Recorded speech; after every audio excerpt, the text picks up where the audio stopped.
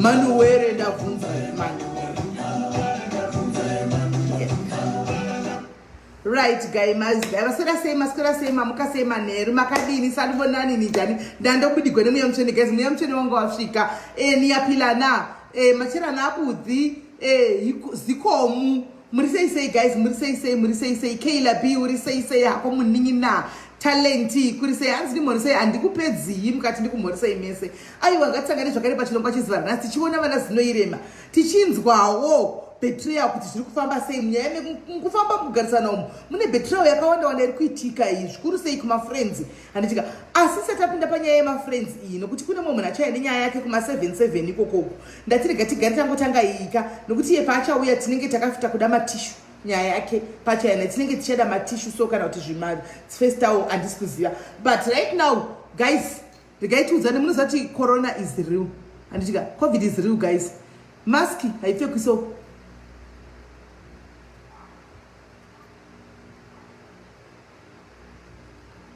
guys muri kufamba makapfeka maski makadai so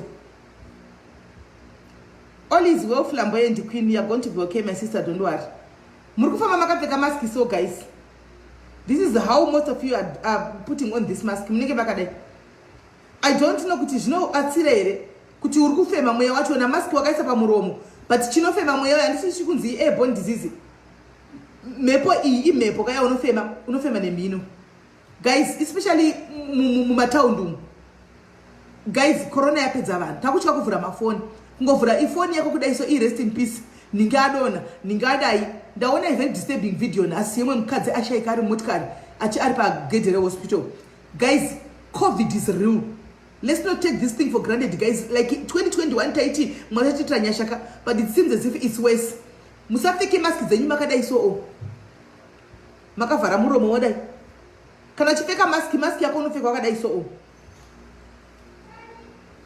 this is how you wear your mask. This is how you wear your mask. Ndikutaura zvinhu zvandaona guys mukufamba mese umu this is what I've seen. Mask unopfeka wakadai so. Kana wakadai so zvakangofanana nokuti ufamba hako usina. Antika. Alright ndanatswa alright. Please guys gadzirisai atikuda kushayai. Iwe wako you can be selfish kuti hauna basa nazvo but kovana kumba paunenge waenda ukaexpose kwaunenge wabva uchanosangana nevamwe kumba then the whole family matocontaminate this whatever iwe chigwere chiriko mazuva ano ichi handika hatikuda kushayai guys mukufamba mami gadzirisai mamaski enyu aya vakawanda vachanotofamba kuita kunge fashion kufamba akato inenge iri muzasi memhino please guys tikutaura izvi because tinokufarirai tikutaura izvi because tinokudai tichiri kukudai try to protect yourself and protect your families. Pfekai mamaski zvakanaka. And chero ipise sei guys. Chero ipise sei. Cha wakapfeka. Icha wakapfeka zvokuti kwapisa wobvisa maski uri papublic pane vanhu guys. Not recommendable. Please don't. Amen. Ndapfura ipapo. Right guys, tauya zvakare nhasi pachirongwa chatinoda kubata panyaya yekubetrewa nemafriends guys. Vakawanda venyu munozviziva kuti shamwari toziva kuti munoda shamwari ukati no friends haibudi handitika vakawanda vanorarama neshamwari handitika vanobhiliva kuti friend yangu is everything handitika tsikanditsikewo akatodyawo anotoudza chaadya kumba kwake kana musi wevababa ukaya nepizza anotoudza shamwari kuti ndakadya pizza kana kutomusiirawo pisi handi kana ukatengwawo kana ingave chicken chaichoyo ngeke inofamba anotomeka sure kuti apamura nepakati apa bhuru wake hafu yechicken handimaona ndo community ndokurarama kwatiri kuti handiti asi toda kumbopenengura nhasi timboona kuti nyaya dzemashamwari idzi dzichiri kubudirira here 100% kana kuti kwangove kutungana kwembudzi kwangove kurasisana ndoda kumbokubvunzai mubvunzo 1 guys chii chakati munhu akatengesa Jesu ndiani the person who sold Jesus Christ ndiani munhu waidya naye munhu waifamba naye munhu aiziva masecrets ake at some point Judas ndofunga aitofunga kuti ini Jesu kama tricks ari kuita kuti zvaari kuita zvese zvokuporesa vanhu ka indogona kutozvigona because zvaitika aizviona ngari mudhuze maJesu but ndiye munhu akatengesa Jesu akati muri kuona vanhu kukisa uyu ndiye Jesu wacho yeye ibvai matora munoroverera pamuchinjikwa nezvipikiri handika kana zviita muroverere nemazitanda chaiko asadzoke munhu iyeye handiti saka mukati maupenyu hwedu tikurarama naJudasi tiri kurarama naJudasi kati maupenyu hwedu but unenge usingazivi kuti ndiri Judasi unenge uchiti ndine shamwari yangu, unenge uchiti ndine umwe wangu, vamwe unenge uchiti ndine sister vangu kana ndine munin'ina wangu. You find at the end of the day your so-called sister, your so-called cousin kana so-called whatever ndiyari kuponda, ndiyari kupedza kumasure, antiona ndiyari kukuparadza. Anditika right, ndisati ndavhurira vanhu kuti vapinde nenyaya dzavo pano, nyaya dzevashamwari idzi. Anditika mazuva apfuura masure atitoa masitai vanhu, asi makona zvaitika nenyaya dzeshamwari idzi. Makaona pakazobuda zvakakomba, masecrets akanga akakomba. Ava vanhu vaiudzana vachiti mafriends, handimaona havana kuziva kuti kune imwe pati yanga yakagumbuka yakabata chigumbu chemakore. Iwo unenge uchiti right, we are okay, we are sorted, takatova maybe takangoitawo ikapu zvikadarika. Umwe munhu ainge akatobatira chigumbu che10 years che5 years mai mwana. Do you know guys kuti most of the ghost accounts kana kuti most of the people vanenge vachikubhasha kana nezvinhu zvaunenge uchiziva kuti zvechokwadi haasi munhu ari kure newe, munhu ari close to you, munhu waunodya naye.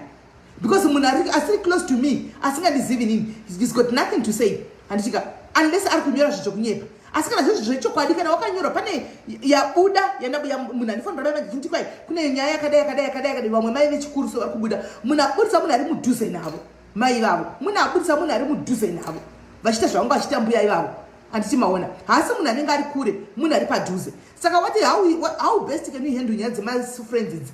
Todi wotamba wega here kana kuti shamwari tine pekutamba tichigumira kana toita sei? Guys, we want to share our opinions antika without judgment, antika without being judgmental. Toda kuonesana, toda kubatsirana because kune vakatowira kuwira nemoyo mumashamwari umu zvokuti secret yake yese inozikamwa neshamwari, chaita chese chinozikamwa neshamwari. Kuno munhu achingoti makuseni achimuka asati atombokwesha kana mazino anotanga kuenda kushamwari kunoti wamuka sei kuri sei kuno agozobva kuna 11 antika vari busy kutaura nyaya dzavo kana kuita makuhwa avo ikoko antika achiti shamwari yangu antika. But zvinozopera zvakanaka here? Vangani vakaita shamwari vakawirirana kusvikira mukazotsamwidzana kana kuti mukaitirana zvamakaitirana mukazongoparadzana. Uyo akaenda akatakura secret yako, uyo ukaenda ukatakura secret yake, zvikangopera zvakadaro. Vangani vachiriko here? Kana kuti muchinge maparadzana, one person umwe anogona kuenda nesecret yes of course, but the other one might have that bitterness inside. Ndoda kumudestroya, I want to destroy you, ndoda kumudestroya munhu uyu because ndakamubatira masecrets ake. Saka it's not always the same way. Antika unogona kuzvidza kuti neshamwari yangu iwewe one sided ugotora kuti shamwari yangu I'm going to protect her with everything, I'll take a blade for her, but is your other friend doing the same thing? Is she feeling the same way that you are feeling? Kana kuti shamwari yako imwe yakatoteya iwewe ndiwe kuti shamwari yangu, but iye umwe uyu haisi shamwari yako. She's only your friend when she needs favors from you. She is only your friend when she needs something from you. Kana usina kumutsvaga iwe iye akutsvagi, kana usina kumufondera kana kuti kumusendera message kuti ndeipi anotakana 3 weeks asina kutsvaga, asina kana kutsvaga. Saka ufriend wachipocha uri kubalansa irapo. Kana kuti kune one side ndori kuti shamwari yangu, the other one ane shamwari yake. Plus pakutamba pamunotamba muri 2 here zvinoita here? Kana kuti muri 2 makadaro, is either iwe unenge une mushamwari number 3 isingazikamwe neuyu, kana kuti shamwari yako inenge ine imwe futi shamwari yayo andiona yaanosiya futi masecrets. Saka pau zvaunomuudza zviya haagoni here kuzvitakura onoudzawo this imwe friend yake yaanenge anayo. Iya shamwari yaudzwa iya ikapiwawo ichazodii? Haigoniwo here kutakura yonoudzawo shamwari yayo zvichinga zvakadaro. To such extent yekuti zvinhu zvikazobuda you tend to wonder kuti who did I tell? Gara ndakaudzani? Hauchazivi. Guys, kana kune chinhu chiri dangerous pano pasi mazuva ano munhu. Munoziva munhu wenyama, munhu weblack, ganda redu iri reledha iri. We are very much dangerous. Pakaiswa mhuka apa inonzi shumba, pakaiswa nyoka, pakaiswa munhu apa. Munhu anotora chimuti, munhu anotora anotora mukombe, trophy chaicha iyo. Because munhu akaipa. Guys, toda kutaura chokwadi isati ndavhura maline. Makambozviona here kuti sorry guys ndakutsva. Makambozviona here kuti even sometimes your own husband can betray you. Makambozviona here your own husband waunorara naye machira uchimemerana naye every day antika achikusurira mumachira can betray you. Chiimagina mutorwa waunosangana naye muroad womuchengetedza zipumbiro resecret kuti akuchengetere. Will she be able to keep that secret for you? Anogona here kuzoichengeta.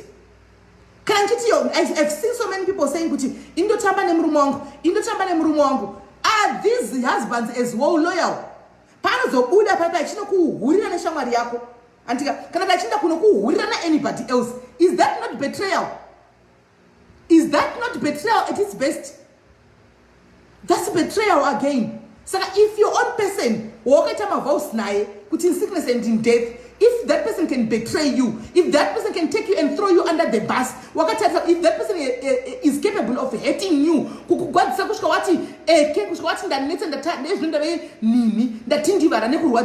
how about a mere friend? How about a mere next door?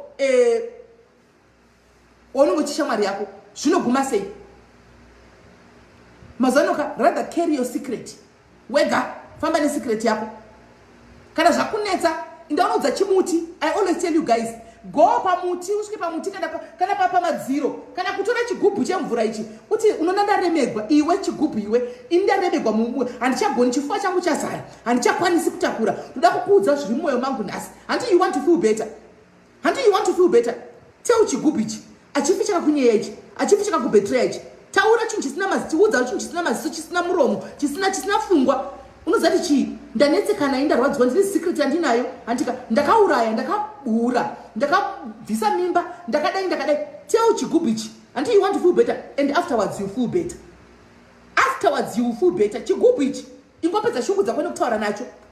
Chingotera chigubu kana muti ungoenda pamuti muti ndayakuzokudururira hana nhamo dzangu nhasi. Wotika kuudza nhamo dzako kumuti. Muti will never betray you. Asi munhu anofamba, munhu wenyama anokubetraya.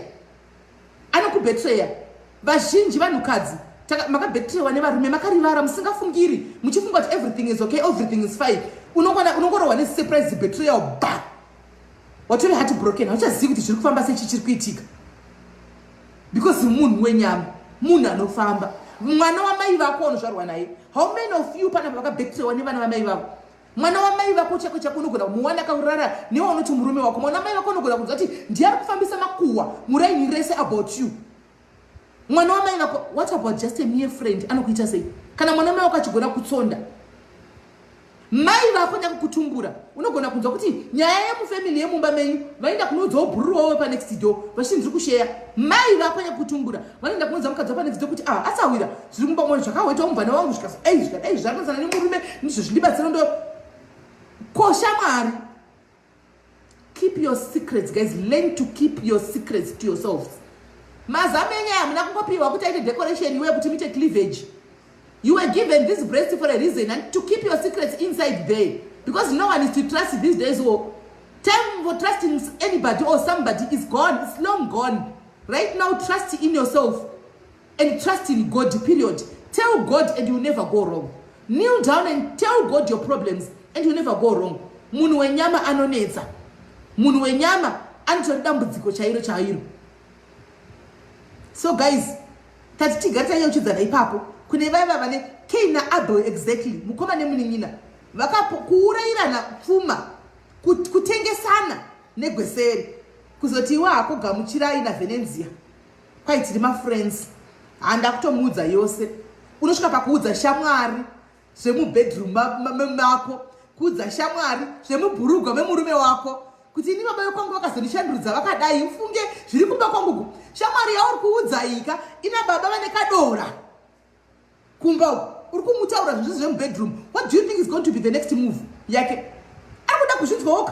Zvauri kumutaurira kuti anzi ndiri kuitwa kumba kuti kushandurwa nchiitwa so. Anoda kuzvinzwawo. What is going to be the next step yake? You tell your friend yako chaiyo kuti unoziva unosvika pakumudza zvimwe zvinhu zviri deep kuti unoziva kumba kwangu so baba vekwangu kana vakakubata vakakudai vakandishinyorera iweka munhu ari kuudza asati ambosvika kana pawasvika asati atambosvika pauri kutaura ipapo haazvizive anongozvinzwa kuti zvitaura magrupu eWhatsApp haazvizive chinoitika chii kude sei inoti love them all but trust no one. Trust no one, not even your shadow. Don't trust it, guys. Anenzeve anonzwa asina nzeve hakuna hana ndikoko. Most of people anapatikana kuti vhure right now 98% yevanhu vari pana apaka 98% yevanhu vari pana apaka makapoto betraywa chete. Betrayal yakatomboitika chete. Betrayal yakatomboitika chete from a friend kana from a family member kana from somebody even close to you or somebody inotoitika betrayal. Hapana asina kuti betrayal. Whether wakaita sei kana whether wakaita sei betrayal inotongoita betrayal unotongo the other part unogona kuzvipa nemwoyo wako wese kuti you know what ndawana shamwari ndiye uchimuda nemwoyo wako wese but shamwari yako iyi kai isina that same feeling yaunayo iwewe. Andiona asina angachoti aishamwari yangu onje handiona zvomutomuudza iwo anotoriwo newake wari kuti uyu ndiye best friend yangu isiri iwe saka azvimutyisi kana kumubvunisa kuti zvauri kumuudza iwewe azvitori anoudza yeye anoti ndo shamwari yangu chaiyo anditi mazviona. So guys know your real I don't know kana muinawo mafriends vanawo mafriends. I'm not saying you don't have friends, but vanawo mafriends know who your real friends are. Don't just go around sharing everybody everything in your life with your so-called friends usina background yakakwana nezvake because mangwana uchachema uchanonetsana nevanhu vasipo uchavenga vanhu vasipo uchatuka vanhu vasipo wekufungira kuti ndofunga ndiningi chete handitika akazvitaura izvo ningi has got nothing to do with that. Uri kusiya nyoka iri padhuze newapa uchavengana nevanhu vari innocent vasina chavanoziva uchisiya nyoka iri mudhizo newe. Saka kuneva nemashamwari I don't know how you do it andizivi. It's okay also to have friends handika but have limits guys. Zivai ma limits, zivai pekugumira. Izvozvi as we are speaking right now somewhere around the world pane mafriends so chinguri vagara pasi pemuti na 7 makuseni nanhasi vakangogara pasi pemuti kana pajurawo and I'm quite sure somewhere around the world itoripo vamafriends akadaro vari kungoita makuwana nhasi nanhasi vari kungota sati vapedza bhaketi rakaweterwa mumba rezuva reweti riya richingorimo mumba kana dzakuenda kumapasti 6 uko ndopachamhanya kunobvisa kusati baba vakuuya rakuenda kunoteurwa manje akuenda kunogadzisa bedroom manje. As we are speaking there is kunotori nemafriends somewhere else vakatogara pasi vane mapulling socks avakavata vakasunga nezuro vakachakasungana nhasi matii amwiri wavapiwa tii pasi pemuti vakadya lunch pasi pemuti nanhasi vachiripo nevana vasati vageza nekuda kweshamwari. Shamwari unosvika pakuiudza zvese mashamwari guys you cannot always be on the same level and amukwanisa kuita same level kuve pasame level nese mashamwari. Saka the other friend you might find kuti maybe iwe unoti wanei shamwari yako haiti wanei anditika varume mabasa amuri kushanda ana kuti ari kushanda ana kuti fananei anditi saka iwo every day shamwari murume wako vamwe they are so lucky kuti muswe birthday chako murume anomigira makiye mota. We have seen so many people vachigira makize mota kava birthday kunzi happy birthday my sweetheart nemurume wake anditika shamwari yako murume ndibhirita anditika mari yacho asati asvika palevel yekuti chi akwanisa kutengerawo mukadzi mota pabirthday uri kumhanya makuseni watengerwa mota wavigirwa motikari manheru makuseni ndosvika kwachiedza nenda kutadza gamuchirai mota yanga ndakatengerwa kuchiedza wave kumba kwagamuchirai gogogo ndakatengerwa motikari iyi mota iyi kutengerwa pizza cheche kutengerwa KFC Nando's cheche KFC yekuchipai unotomhanya kuti ndatengerwa Nando's iye kumba kudya nemuriwo. What do you think you are instilling and you are installing in this friend of yours? Kune chinhu chinonzi godo guys, kune chinhu chinonzi jealousy guys. Chero anga achikuda but ukaramba ungonomuudza everything day ndatengerwa chakati ndakavigira maroses nezvo takazobudati kana ndika out kadai iye kuba wake hazvizivi. Kune chinhu chinonzi godo chingu zvinhu zvingori normal kumunhu wese godo riri normal kumunhu wese at some point.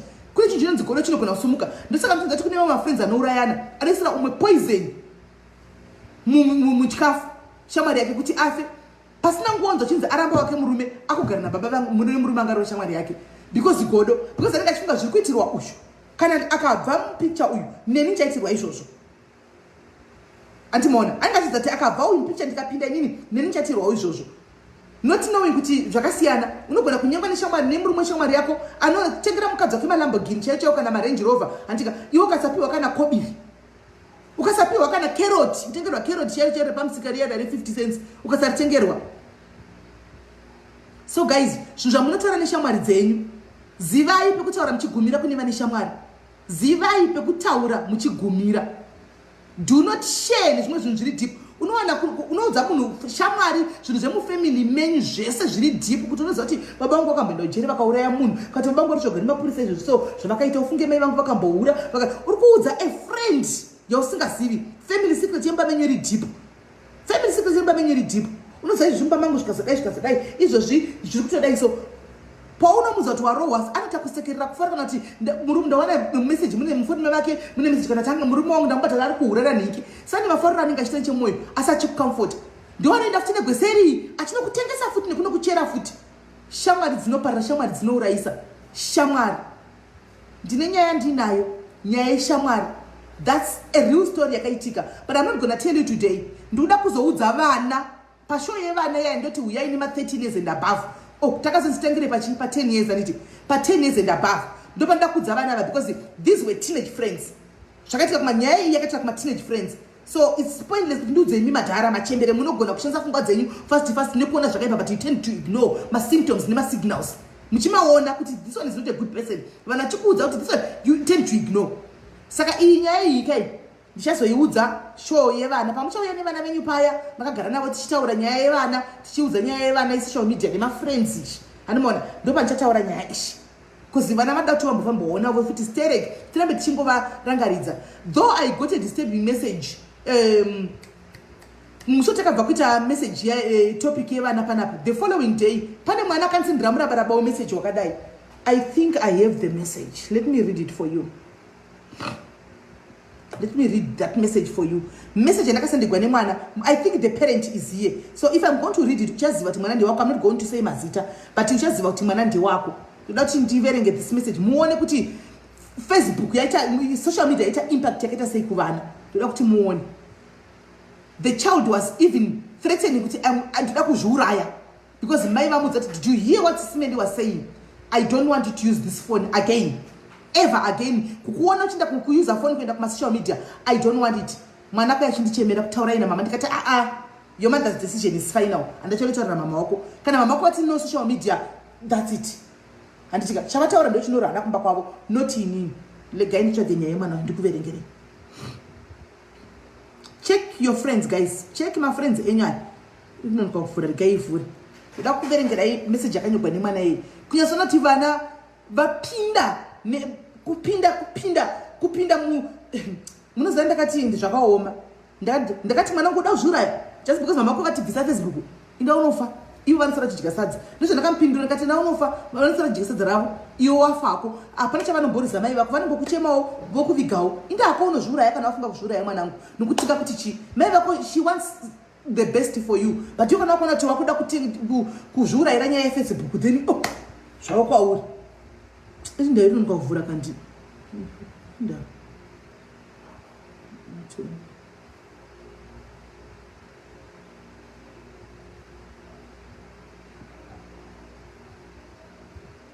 saka ndakati ndoda kuitaura pavana. I want this. Iri kunonoka kuvhura inda. Let me try to use this one.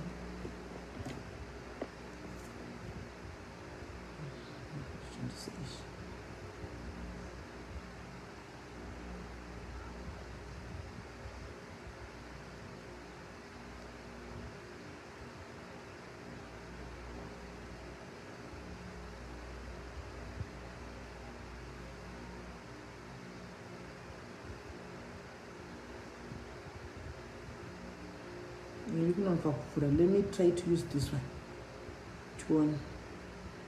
Ndikuverengerei that message. Muzvinzwire mega. Mubereki wacho let's hope mubereki aripo achaziva kuti mwana ndiye wangu. Anditaure zvangu. I'm not going to say my names. But ndichangozama kuti ndikuverengere message yacho. Muzvinzwire.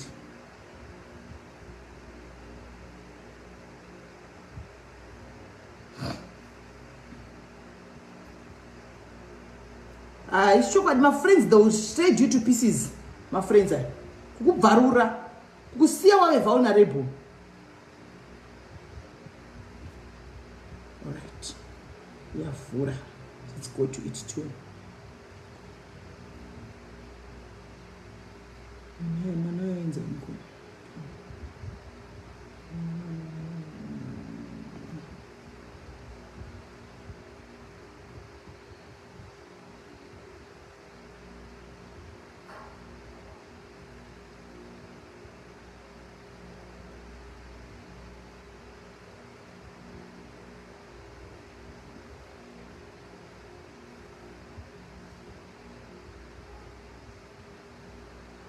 Nikavhura inda vakandi network wedza.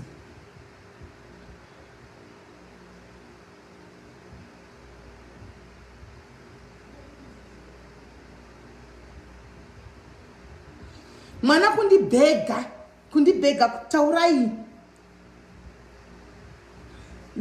Kundibhega mwana taurai namai vangu. Taurai namama wangu ndozviuraya. Kutoya chinotarisana naone ndozviuraya because mama vakanga vakateerera takanga vakandidedza tikateerera show yenyu Simendi. Saka mama ndikati noti Simendi iwe zera rako iroro. uyanenge nditori umu vana vanegera enzaniko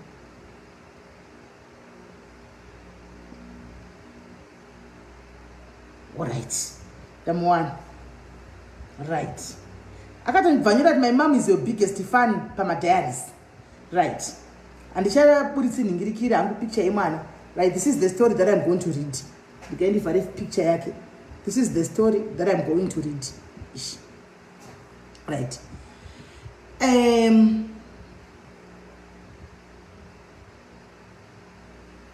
right akatondisenda imwe message andakuzoiona ura ichiri kutanga ndeiyi I have a problem. Hello, Sismeli. I have a problem. My mom wants me to deactivate my account due to the life you had in Ezuro, which is okay. But Sismeli, I've been depressed for more than 5 years, and my mom hasn't been supportive because she doesn't believe in depression, and that's fine. When I'm on Facebook, I feel like there are so many people that care and support, encourage me. And now I feel better. She wants me to delete it. That's okay. But I'm so scared of the person I'm going to become to tell you, I even smoked weed today, got involved with alcohol and all that. I'm even thinking of committing suicide. She's still not aware of it because I stopped chatting with my friends. I got people I don't know on Facebook that supports me and tell me it's okay. I stopped going for Zvakawandisa anyway, it's really personal. This is a kid, this was a child. Antika, this is a child. I think she's 15 years. This is a child who's 15 years. And then ndakaona kuti mama nyorwa yata message ndekuda kundishaya nepasi pemugodi kuti ndinotaura namomzi zvimwe handisakwanisa kuverenga because zviri deeper like atizotikanganisa nditika kundishaya kuti ndiende kutaura namai handimaona kuti aiwa regai mwana because kune vanhu vari supportive vanomusupporta 15 years. What have you gone in life? What have you been through in life as yet? Chekuti you want people who doesn't even know you to support you. Vanhu vasingakuzive kuti vakusupport or for what? And I'm going to, let's hope the mother is watching. Ndoda kuti pandinodzoka nisho yevana. Ndoda kuti iyo yekuti kwai bring them, those kids back here again. I want to tell them what happened to one of the child because she was trusting a friend wakasangana naye pa Facebook. I want to tell you what happened to that child. Antika, I want to tell you what happened to that child because she trusted a person wakasangana naye pa Facebook. I'm offer support. Achitaura naye achidini mai vake vachimuta. I don't want you to chat with people that you don't know. Achivharavhara mai achididi akatiza usiku nepa window akaenda. Muri kunzwa kune that trust friend mai vanobhowa chinzi mai vakanobhogara nawewe. Akatona kunge mai ndo vakaipa because mai vaimutsiura. Saka mai ndo vanga vatoipa. I friend dzainzi dziri kundisupport idzo dzakadzanaka. Akanzi uya kugare kuno kuti a place ndindoga iko zvino uyati akaenda mwana. I'll tell you what happened. I'll tell you what happened after mwana aenda ikoko. Ndichaudza vana ndo vanichaudza isi nyaya yenyu vanhu vakuru inyaya yevana. Inini handindoita maresearch acho ndindoitira vana venyu vana vangu. Handika vangu vana venyu because mwana ndiwe munhu wese. Handika I'll tell you hakuna zvokubona zvikai vanhu pavari supportive munhu asingakuziva nokusupporta chichacho chanenge achikusupport. Ndo zvatiri kutaura kaizvi tinenge chisupportana pa screen apa. Handika asina chemumoyo kana tivabe kuseri kuma WhatsApp unochinzi akakaura akaundugwa and akaundugwa singaiti kuona akaita marikavhara apa akarikavha apa isu ndozvatinoita vanhu vatema ndozvatinoita isusu vanhu vatema handiti maona you know it handisi kunyepa mafacebook streets uku munozviziva kana ukanzwa kuti live yekutukwa munhu tinenge tiriko takazara handika tiri kukuzira tukafamba nebhora ramba wakadzvanya tsika munhu usajairigwa usidzokera kumasure famba naye handimaona tiri kukuchidzira niti tapedza kuchidzira same people the other party iri kutukwa iyi ikaresponda wochita live same people vanga vachitifamba naye vanenge vari uku futi vakuti zvangachikuita here akaiti zvakati famba naye usatombomira famba nebhora kuti vanhu vari kwese that's who we are. Chokwadi chinorwadza but it's true. Tiri kwese we are loyal to our entertainment. Mpostori, I can read kana anoita Kadashi. Thank you for saying that, but I can read the line kana nditaura nemwana. When I'm speaking to a kid, I can read the line kuti yanga ide kuti nditaure namai vangu I want to be on social media. I spoke to the child inini. And after anyura message yake I spoke to her ini personally ndikatonzwa kuti aiwa zvedu hapana nyaya, right? Like I said, I didn't want to get into deeper of the to tell you deeper of this story yemwana antika. I ended up saying, okay, let's connect the mother. Hunza mai, what did she do? She ran away. And see naive zvekudaro zvokuti ndobva ndazongoti mwana ndongomita brush aside usina ku no. I had a chat nemwana tikataura ndikati all right, I heard you, let's bring in the mom now so that you say whatever that no I was smelly kana indongoda timukumbira and this is zvekudaro. Akuna mwana is not going through anything and she's very much okay, very fine, but mwana aida kungondimbani kuti taure naye kuti aiwa murege aita Facebook inewa watch inonzi ameno mobota mchingo ita movement inonzi tarisa inonzi profile yemwana ndakataura naye inini. Saka hapana clearly chokutanza rinda through something. If the mother is here ndikato tindivaudze right now vakatochema pano kuti mwana muti handichuriri right now ndikandimufonera kuti ndiri palive uyotaura zvaitaura hauye, she won't come because ndakataura ndikatazomuudza kuti kana wakanditarisa ka handisisisi zvokuti kuti sisi ndofunga uri kuona soti ndiri zera rako tinopurunzwa ndishayashaya. Learn to say the truth. Rungoda Facebook anditika taura nyaya yako, usataura nyaya dzisipo, uchida usataura nyaya dzisipo. Aiwa hakana sorry ndakataura naye at length guys. It's just that I can't go into details because probably pane vanogona kubatanidza vakaziva kuti ndivana nenge, of which I'm not supposed to do that. I'm not supposed to do that, right? So guys, right now ndakuvhura ino nyaya isi yevana iyi yevana ichauya musi wacho. Saka zvandichaita inini, if you want kuti munyatsoziva kuti mwana aida kundishayashaya, I'll talk to the mom anditika I'll talk to the mom ndoti mufone munaye mwana anditika munyatsonzwa kuti munyatsona kuti hapana mwana kungwarisa kwevana chete kungoda kungoita matricks evana yamowaziva matricks evana ndozvaangori chero dai mukatonyatsa muona munhu kuti anditotore zvake munotonyatsona kuti hapana kana issue anditi maona. So vana vechidiki vana vadiki they try to manipulate us. Ezera remwana iyeye ndinaro zera rangu muno saka I know how they play, I know how they do it. Ndotozviziva ndokazvinza saka longo chifunga kuti unogona kundi shaya iwe wobva watobudirira iwe takabva neikoko zera racho iroro ndinaro muno animona. Saka you can actually see kuti dzimwe nyaya dzinenge dzichi hakuna nezvengoda chi Facebook. But zvisinei guys, iyi nyaya yeshamwari ndakudzai tamba wega. Aiwa Sasha B guest hakuna anditika and you bring your panel. Yes, Maggie, I am allowed to do that. Yes, to protect people out there. I am allowed to do the because you hear the story, you hear in this clouds kuti story in shansa kana kudai so and what not kama wasati publish we. And then what? You next time you people take the nyaya na yema kufamba lepa muno waziva makutu kanganisa. Antika inango kupa kuti muzive kuti zvineitika. Ndati nyaya idzevana story and doctor yevana ndichaitaura pa show yevana. Iya isi show yevana.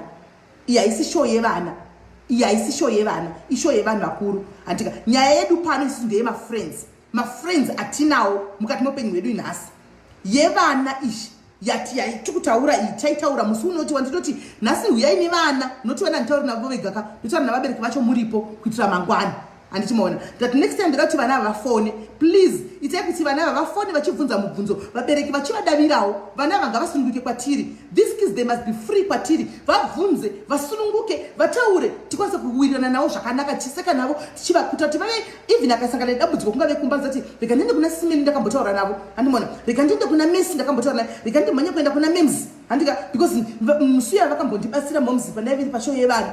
Let them be free kwatiri vatiudze handichimaona because tikanya kwavharira futi panzeka we are pushing them into that direction yekuti vanenge vachida kuno experiment because we are becoming too strict handimasviona. So guys, but aisinya yevana takuda kuti tivhure maline timbonzwa wese anoti ini ndakaitigwa maborobobi nefriend yangu handitika ini ndakaitigwa maborobobi neshamwari yangu handiti zvokuti nanhasika makunda akazorikavha asi marikavha racho akanetsa.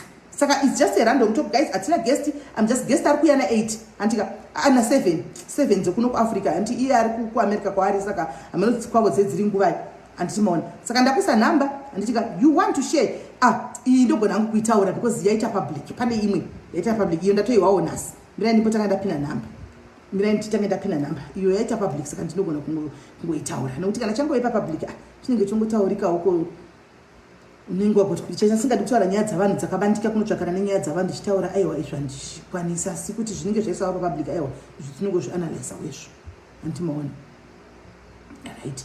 hanzi guest ane nyaya yei chandogoziva guest nyaya yake togona kuita matishu but nyaya yacho ndeyechekwa handisi kuziva right yanda betray handi kutaura nyaya yemafriends handisi kumenshena futi mazita asi ndikuzainda nhasi yaitika nhasi iyi ichiri fresh izvozvi ichiri kutopisa iyi iri fresh iyi yaitika kumoza tine magrupu edu atinenge tiraya mawhatsapp grupu machichi sadibonani machichi magrupu atinawo kune rimwe grupu randirivo rewhatsapp handiti kwaitawo efelo sister mufunge efelo sister yeye ari kudiaspora handiti ane mwoyo wakanaka anobatsira vadzimai ari mugrupu imomo maadvices guys go to school guys do this and what not handitika isusu nenini izvozvi handika izvozvi ndikuenda kuchikoro ndikutoverengawo handika because of musikana yeye handiti maona mukadzi yanenge achingonyora achingodi ari kuma-early 40s sezvineiwo munozati kudiaspora ukazhinji titi munhu unenge usinawo nguva kana kuti lakire kuti unowanawo nechimuchinda ndobva anyorawo kasi ari kuti igrupu remadzimai chete handiti ari kutioka kune vamwe vabiya angu vaningina vake veduwe kana uchingoriwo nemunhu ari singuwo ari kutsvagowo munhu handitika please ndite hukapo vari kutaura kapachishamwari pausisterhood handitika paita 1 zvaaita manje uyu musikana uyu vanga vachiwirirana kane uyu ari kudiaspora handiti aenda akati ini ndinayo zvaakaita manje akabva anotsvaka vamwe baba vemuraini make vari kunzi akambodanana navo mishamwari dzenyu idzika akantsvaka baba vemuraini vainzi akambodanana navo handimaona akasvakati right iwe zvotoita toda kuita dhiri panapa handitika iwe uchadanana nemusikana ushu ndichakuintroduce ka wodla mari ndakamuza tokasana nemukadzi handitika uri single iwe chetese tichingodla mari tichingotumirwa mari tichingodla handitika iwe keep a low profile murume akabvuma pinda mugemu zvaitika izvozvi iri kutopisa iri kutopisa izvozvi so handimaona zvikanzi unongochingodla mari handitika vabvumirana paya murume uya waintroducwa kune sister iyi handika aintroducwa kune sister iyoyi handiti mazviona svika vawirirana havaita nguva vachitaura uya kuti wandiri divorce sure ari kuinda neifloka remember mumagrupu pamunenge muri vakadzi ninge uchitotrasta ka uchitotaura dzimwe nyaya dzako uchitoti kurelationship iri kufaya uya ari kugona kuconvincisa kuti chi ndiri single zveshuwa kudawo mari yaitumigawo hatizivi kana chi hamene obviously kanenge achitotumirawo ndabata muchindo wangu achitoti good munhu chi munoziva kana munhu akateya chaakateya anoita good munhu kupeta muswe kudai akateya zvaakateya handimaona vakuda vachilavhu iri kudanana kusvikira pazangoti muzakana chinhu chakangoipa so chinhu ukaita chinhu une mweya wakaipa ukaita chinhu uine mweya wokuparadza mukati mako hachina kwachinoenda hachibudirire because that thing that you are doing it with a hidden agenda, you are doing it with an evil spirit, the spirit of Jezebel. Handitika sezvinei musikana atenga kutoita murume mapepa vatodanana kugrose vat2020 handiti vari kuklika connection iri kuitika but connection iri kuitika pamuchi wrong person. Hanimaona munhu ane masecrets murume wakadzvakigwa uyu pane masecrets aripo uye atoita mapepa go izvozvi gore riri kuuya rino iri mwedzi unotevera uyu pasera muna machi murume yanga ari supposed kudodi kutobhururuka akananganira ipapa murume yanga ari kutobhururuka mira wabva kwafona all right the guy ndingotora hangu ndi kola hello kola volume yako iri pasi kola, can you please add your volume? Hello? Ya takukunzwa manje. Ndakara subject yana sema friends.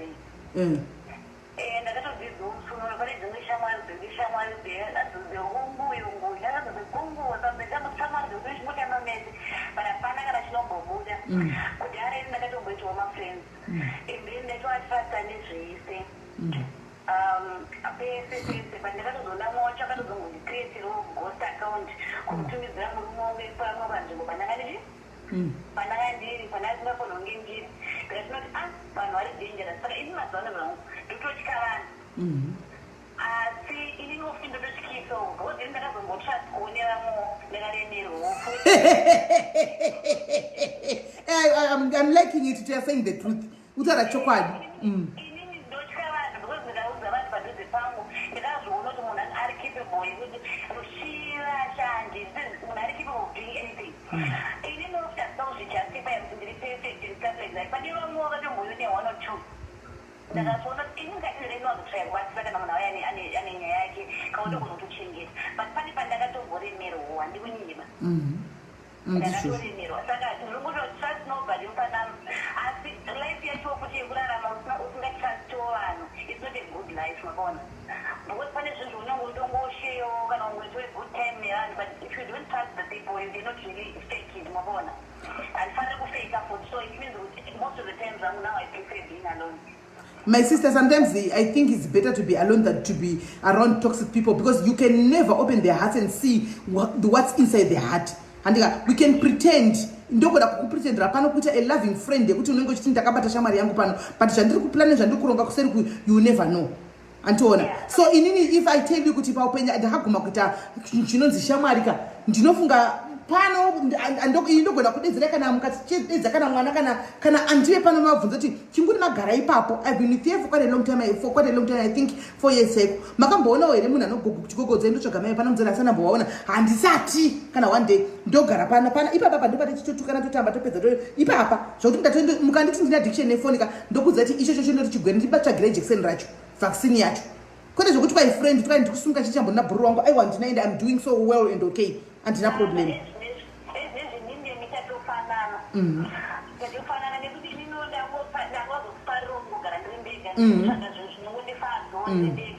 Like just to fall in love with yourself, to find things that I love.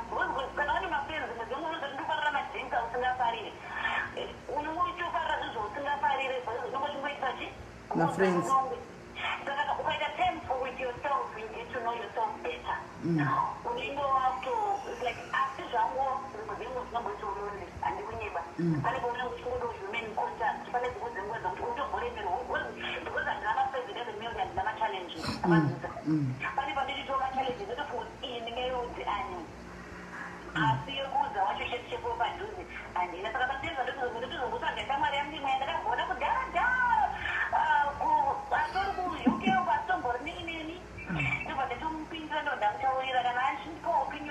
Opinion yake, but majini chamba wega zvako, be yourself, no advice, because good advice. One is chinotyisa zvakatoa even murume chete, even vakadzi chete vari moro kuti trust utozoonekwa mo, but kuti mushawaite intentionally mavanhuizira zvotoitika unintentional pamafriend yakundiwada kubetray unintentional ifenda tomboda kukubetray utomberera naye tomukubetray pangainini I know munhu andakabetray nekutotaura secret yake kuchuze munhu. It wasn't like I wanted to be evil. Zvakazongoitiko kuti zvakazongoitiko because ndine opinion yangu zvazvakaitika. Ndikati 1 + 1 2. Kana ndakaemerwa paipa ndikati 1 + 1 2. Ndaitofumura chi yemumwe. Saka iwewo pawakazobatwa uri panzvimbo yako wangafunga usiri apa wakazoihendla seiwe? Anyeripo manje kuti pane situation yakaitire kuti kana munhu achikuda nyangwe akauzwa chiya ndizvi anogona kuti ngatizvigadzirisei. Isusu iyoyo nyaya yevaisraeri yakatiparadzanisa ndakazoparadzanawo nedzimwewo but iyoyo takatraya kuishanda ndopandakaona kuti even munhu kana akatraya kuda kuuraya kana kubetray kana mwari vasingade hapana munhu anokwanisa kudestroy. At my own time, I would destroy them. I would give up. Because I was going to trust the other thing. I did it. I was going to trust the other thing. I was going to read us also. But I was not feeling it. I was going to gamble. What I had to do is tweet you the moon. Someone was going to put it right. I don't want to go to what I'm going to do. When I talk to you, or to the teachers, they don't know when what you do. When you put that to follow to end out, I will find out for more than you need. I don't go for it all the time with it. That's what you are doing. But sometimes I'm still running with it. So when you go to the restaurant, you can even phone it. When you look at the mobile phone, you say I will prove and trust to it. No, in a name like this. So the other one will add and get to the relationship. If when we put them on both, one trust there to lose because you want to do the one. That's what it is.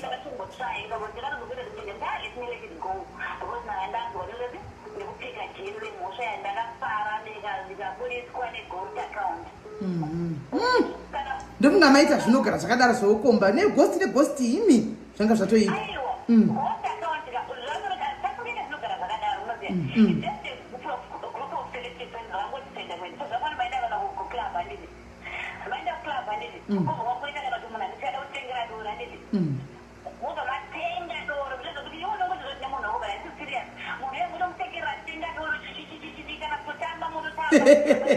Kola.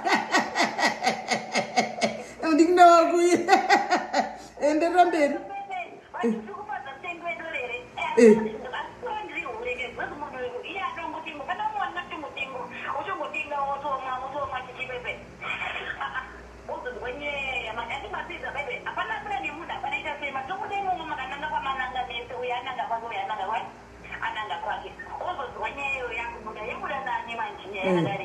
pachenyi papo yakuda nemunhu wangona ungoritori naye wavanzvisa ende iwo mwana ngapamene nemunhu ngapamene vanhu vasingazive wavanzvisa so sometimes sometimes togona kutonge mafriends so topedza tangomucompetition isiri necessary exactly tikangobvisana mulese munhu unoita we are not in a competition we should compliment each other inini like excuse one ndakangobvisana zvangu but I think I'll make a very good friend because instead of competing if we compliment each other nditi kunozoti uyu akadai so uyu akadai so uyu akadai so uyu akadai so kutomirirana I think dai kuzobhucha mwari waDavid nanza nemwana waSoul waiwanikwa it's something that can be treasured but unfortunately mulife atikurarama ezvinezvi zvakunetsa so inini zvangu because ndinongoti kama human beings ndakatongoti option yekungoti ndisambandika kusambandika instead of pretenda kuti we are friends kana tikunyeverera zvekunyevera zvese handidi kupretenda for a single day in my life so I owe it to myself to disapretend to anyone for a single day even kana singade drink I don't like it zvakanaka kutamba wega manje you become so confident with yourself zvokuti if you don't like it drink you simply say I don't want it apana munhu anongokucomplimenta kuti ndakati pane nguva yekuti ndakangotanga kufamba nezvemusoro zvangu kuti ndinodagagreen soro moti kuneske mawezi kungeita sei because I don't have friends no one can tell you hey soro wako wakashata hey chakati you just become so uita zvaunoda sometimes ukavana ukona ukasapfeka nyange zvakanaka so unoona pesi munhu anotanga kuti kutsondora shamwari yako zvoti chakapeta ndikutanga kugadziriseka munhu anoti achikutsondora so like masepos acho ndakazomboitwa one futi musikana wandakambotamba naye handinazombomaona ndakaenda kuti but she was good she was very good because every time pananga ndinaye because ndaitopinda museko macho she never wanted me to be anything she just wanted me to be me because ndowazofana kushama ndopaza kuti mashoti tukanyanya short so kana chinhu chakangondona nongojaja this one could be she but I just love my legs you know so like if you don't like it, you don't look at them. You know, when I say that we're going to comfortable, so when I'm walking, I'm going to show them which are more. After the say. But if I'm one who embrace, so I don't want to put anything in me. I got threatened by you. When I get threatened by you, until I'm going to put you feel insecure. So, and my friends, my ginger, the one that got all of our own, I want to put the confidence and I was all voice, kind of opinion, I was kind of ready to win the balance and it is just. Life can be free. Life can be free with it. Right or wrong, you've got that when you can choice. Because it's all wrong, only enough from the wrong. Then you become better. Okay, it's all right, good for you. Thank you, Stimulating Platform. Thank you very much, my Ningina. Thank you very much. Bless you. Bye-bye. Right.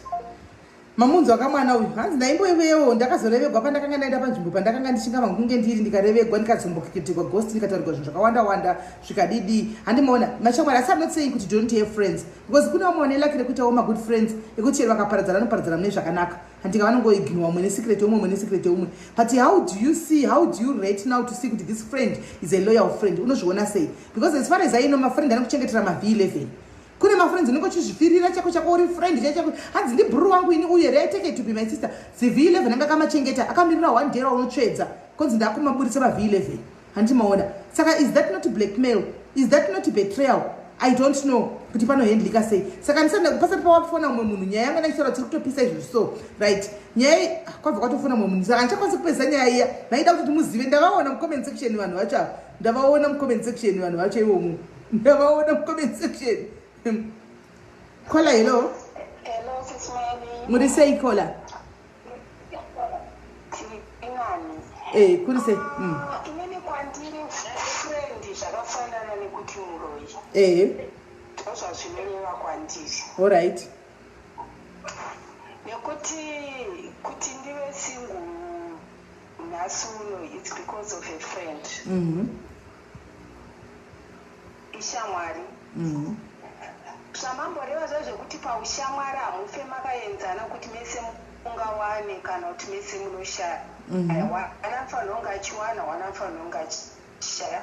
So some of the friends vanenge vaine godo, vanenge vaine jealous. Saka iwewe kana usati kuziva kuti shamwari unomuudza kana zvemurume wako anoenda behind your back, anogona kunoudza murume wako futi kuti vanga vachiti zvakati zvakati kana kuti zvazodai zvikadai. Saka inini ndinoona hangu kuti kuzvitambira wega kakaka haufoveta kana dambudziko, hauna kana problem, hauna kana panovava. Because pane vamwe vakatozosvika pakuzviuraya after shamwari yaburitsa zvavanenge vachiita. Saka inini hangu ndinoti pasi neshamwari, amene vachiri kuita zveshamwari mukore unoyu, but shamwari chinhu chakaipa. And sometimes kana wakaroorwa zviya zviya, murume anogona kuyaukudza kuti no, usatambe namainingi. It doesn't mean kuti murume ari jealous about mainingi veve, but ukadazonyatsodzitsvagiridza anenge anzwa something kana kuti awana something big about mainingi veve.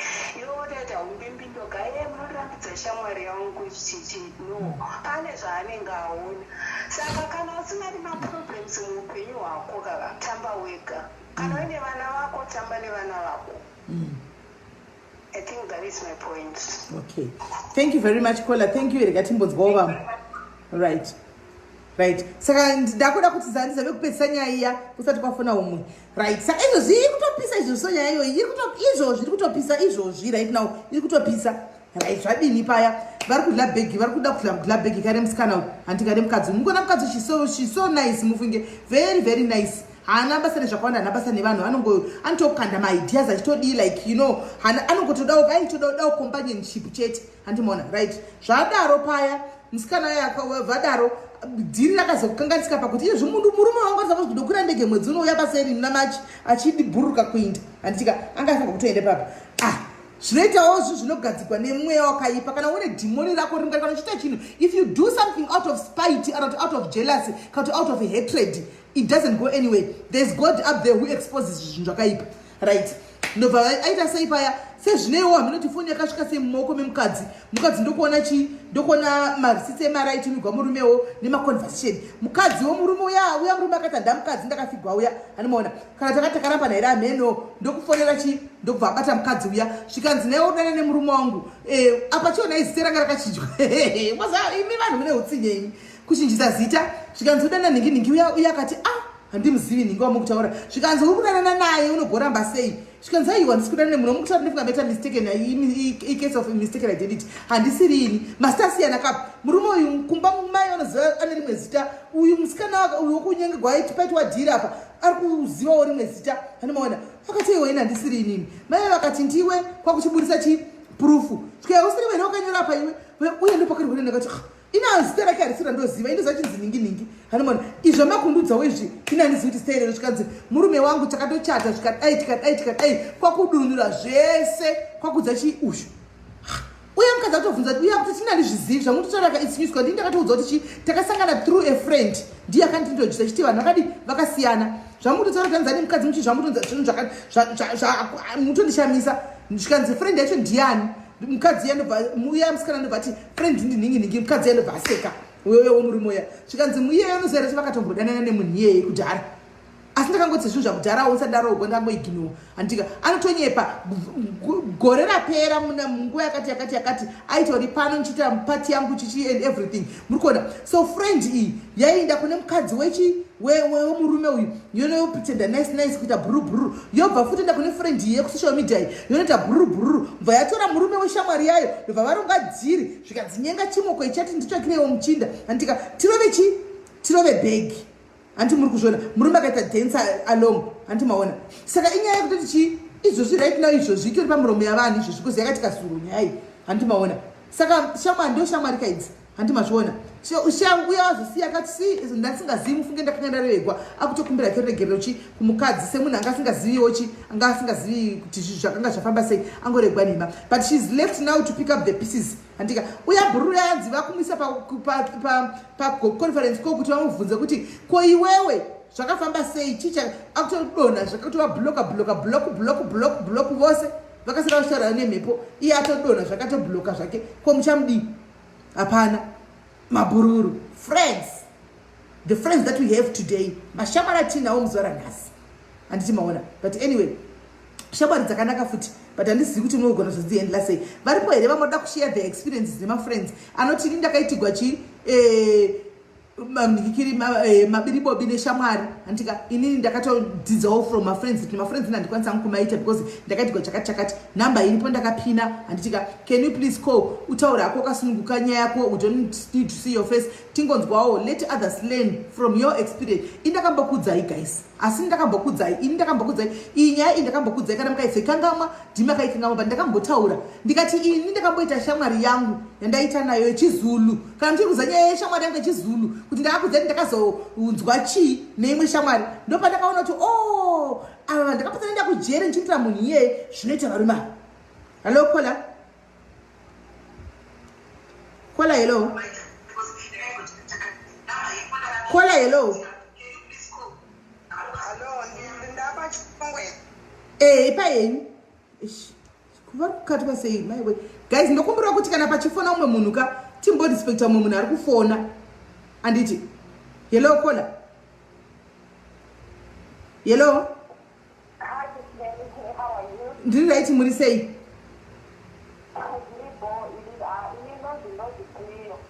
clear right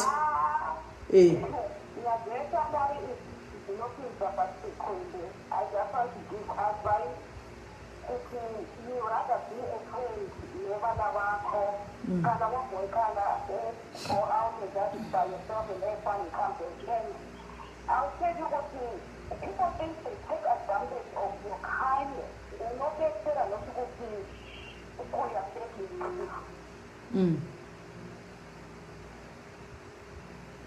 endera mberi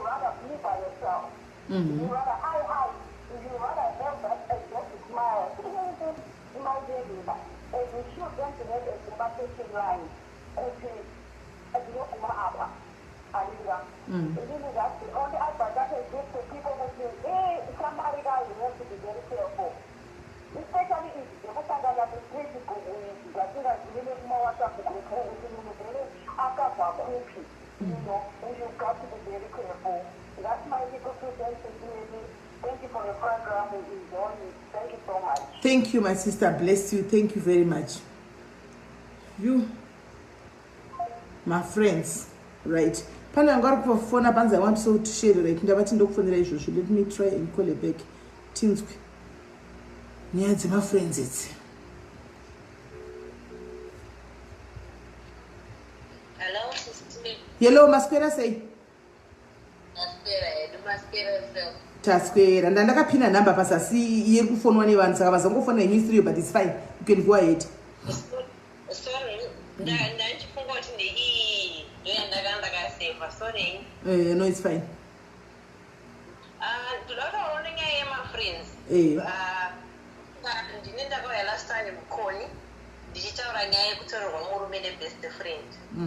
Inokubva ipapo up to now ndina shamwari handiite shamwari. Saka ndikutotanzi shamwari zvezviya I don't believe in friends anymore. Saka kutongotamba wega I think is the best. Even kana mwana wame yako chete yangu noswa kuna murume Saka now I even trust myself. Better I prefer kugara ndega. Kuita inini ndega. Masekret angu ndinochengeta ndega. Ena handichaudzi. Ndaimbosvika kudhara ndakasvika pakutorwa murume nazvesvo. Saka haizvinozvo ndakachera gomba ndikapfira. Yeni inorwadza yemunhu wamaidikira zadza muchimuvigira nedheka. Muchibikira mhanto yekuti munhu anotonesera achitoningirira. Achitotsvagana nenikikiri nekutorarara nemurume wenyu munhu mamuvigira dzamasikati manhiranenge ane murume wenyu. Haiwa. Henyu yabo. Asi zvakangofananawo kana zvakadangoti fananei yangu yandakambotaurawo pano iya. Yandakambokudza iya yekuti indakambota shamwari yangu muZulu. Andika zvazokuti wapindawo tichangopinda muSouth Africa kudhara andi changopindawo tugara panzvimbo ndinowa ndiri kuziva animaona saka ndakambotaura ndikati ndakakura ndiri munhu wemasports anditi ndakura ndiri munhu wemasports kudaro anditi maona saka ndaingofarira zvokungoita masports like zvaunoona ndakachimbira kudai sasi kujimu ndongoenda handimaona ndaifarira masports ekuti du saka ndasvika kwakuya ndakaonawo pachiground kwataigareko padhuze pachitambiwawo netball ndikatika ndodiwo ndojoinawo netball kune vanhu vaitonzi ndecommunity muno muSA ndaenda kunojoinawo community chinetball iya ndidorizve netballa chaichai vakuru ko ndaidhifenda chokuti pano ndaidhifenda sendaimanya zvisingaiti sandafuta kudai handimaona tanojoinawo bhora paya timu yandobva yaparara ndobva ndati akurega nditetekova ndivhure timu yangu ine community ndosponsa indichinda kutamba nawo matims chidi tichibheja mari saka tatini timu tede madzimai ecommunity paya mukuita timu imomo handiti muSouth Africa muno muarea munenge mune mazulu mune matswana mune chii ndaitawo zvefriend one imwe ndaitamba nayo bhora paya ndatamba nefriend ya hatikwira ndiri kutamba tikudi saka ndaitamba tiri 3 uzulu yakabva kwazulu Natal akauyawo muno andika nemi neumwe musikana mutswana handiti maona Zimbabwe muzulu mutswana handimaona tiri kutamba ina handisi kuziva chinhu kaini aitoti makuserengeta achitomuka aitomukira kumba kwangu atomukira mba kwangu yaodi totomwa tii totoswera tose totobva toenda practice tose totonomhanya tese handimaona ina chandiri kuziva hapana mai mwana asi aive ake chidhakwa handimaona izvo kuti anomwata chakachidhakwa chitedi ndaizvizati munhu wedu chidhakwa handimaona uyu akazoona zvakaona manje ndobva ati manje ndodini ava she has been good to us vedu way zvinhu zvakadai ndonyarira abva aita cutting between ndobva udza siseka kuti mufunge nezuro ndakadaidzwa naningi akanditi kwayanza hande tinomwa doro but munhu akatiendesa kudoro ukoko pane zviri kuitika chete handimaona something is wrong body language ka pane zviri kuitika chete seriously handimaona akanga atobatamedza chona handimazviona ndobva uyaudza saka vakati saka unoda kunyarara zvinhu zvakadaro nekuirana kwamunoita nekubatiwa kwamunoita right nemuZimbabwe uyu inda unomuudza handimaona muningira zvakamunetsa ndobva ati ndovaudza nditi kudii ndobva atya handimaona sachi vakati kana siri kunogona enda kunovaudza because this lady is good handika tese panapa titobatsirwawo sometimes naye vakati azvivindisisi vaya vakayakandidza vakati shamu unozati chika nienda tongokudza ndati usimbise hana usazotifumurawo kuti waudzwa nesu handika but shamwari yako iya munoti shamwari yenyu ninginika be very careful nebaba wekwako ndikati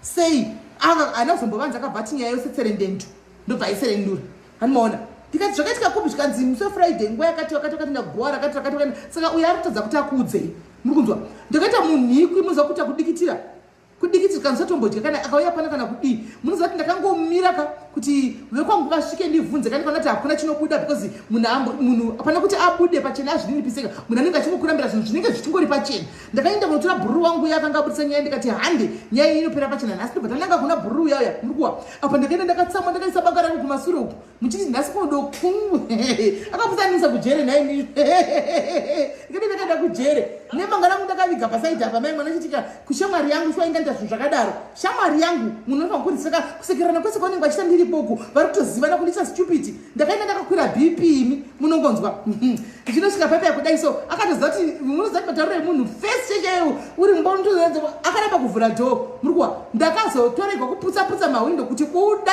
mba imomo angamubude uye ndikataura nhingirikiri nyaya yakocho uya shamwari yangu makutaura kuti takazodai buda ukazvitirei ndikatokubvunza kandirambira ende mumwe musi pane phone call yakapinda akabva achita kudunura manje handimaona ndikati pano muno nharaunda muno mamusi kuzotikwanira tese tiri 2 wana anototama chete ndakanga ndati ndikati red blood pasapa pane zvichaitika chete handimaona akaramba kubuda mba akaramba zvichise kubuda mumba ndakamboita mazuva nchimutaimira kuroti kwake usiku nchimutaimira kubhora hana kuzombovera akauya ndichimutaimira usiku nchimira pazvikora paanangobuda chete ndobva nakoti dlo ndotiza kana kuti ndakazongochirwa tama kuti wakatamirepi kana kuziva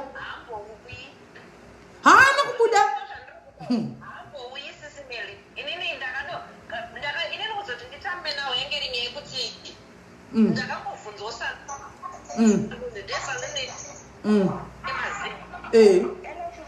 batai makadai pane vamwe aiwa batai makadari pachine vamwe hanzi banguri vakati wakambona pane zvinhu zvaunongorambirwa zvingori pachena ka asi unongorambirwa saka unongoita chi unongoita waita unoita iwe wakanyarara because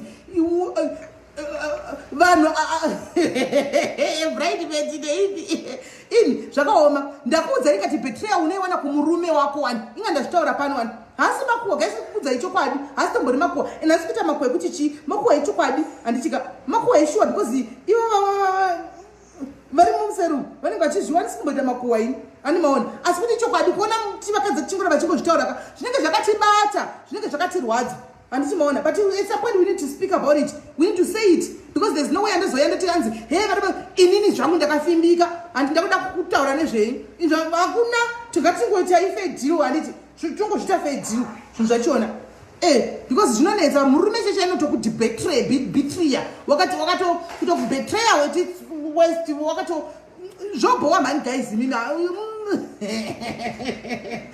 musanyembera kuna musingazivi imi ukarivara mai mwana wakatsva unenge wakarohwa focus mai mwana wakatsva unoita kurohwa kuita kujumwa neimi munoziva ka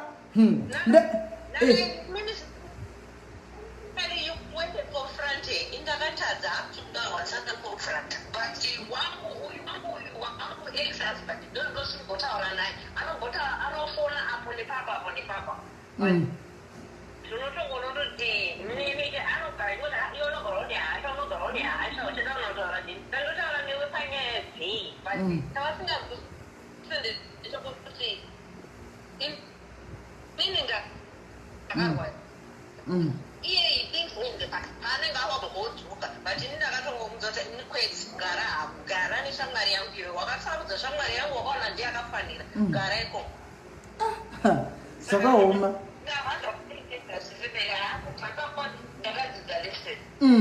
ndi zvakaoma zvakaoma. Thank you very much my sister. Ngatimbonzwawo vamwe. Alright. Hanzi pane comment iri interesting panapa. Hanzi maybe zvinodependa environment. You also attract who you are.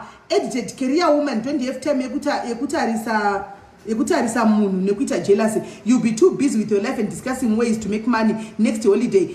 Christine kunyepa. Christine, I disagree with you my sister. Oh, I disagree.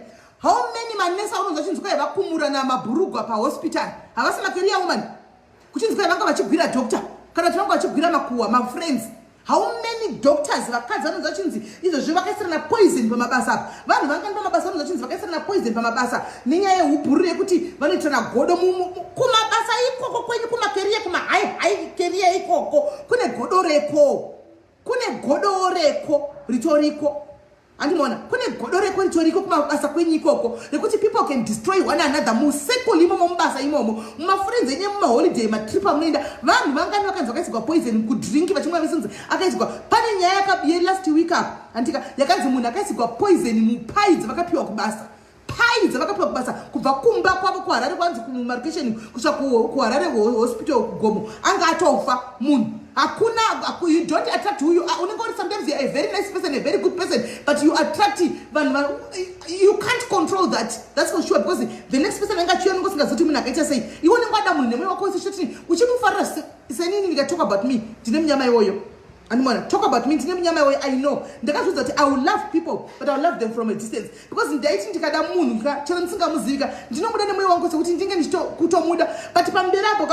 pamberapo unopiswa uchipiswa zvinhu zvausingazivi zvausingambovirwaka zvausitomori involved mazviri mai mwana antimaona. Saka ndakangozvidza kuti starting from ndiri kutongoda hangu vanhu from a distance because vanhu vacho unomoya wako unotomborwadza uchati woita sei because unenge uchifarira munhu iye uchida munhu iye zvisingaite but somehow pane chinenge chingori pauri hamene zvezvinongove hamene zvezvinongoita antimaona hamene zvazvingori zvinongofamba sei. So I told myself kuti you know what kune vamwe vanhu kuti maybe haungofariki kana kuti I don't know handizivi kuti zvinofamba sei but zvekuti anzwa here you attract what kunyepa zviya kunyepa that's your life.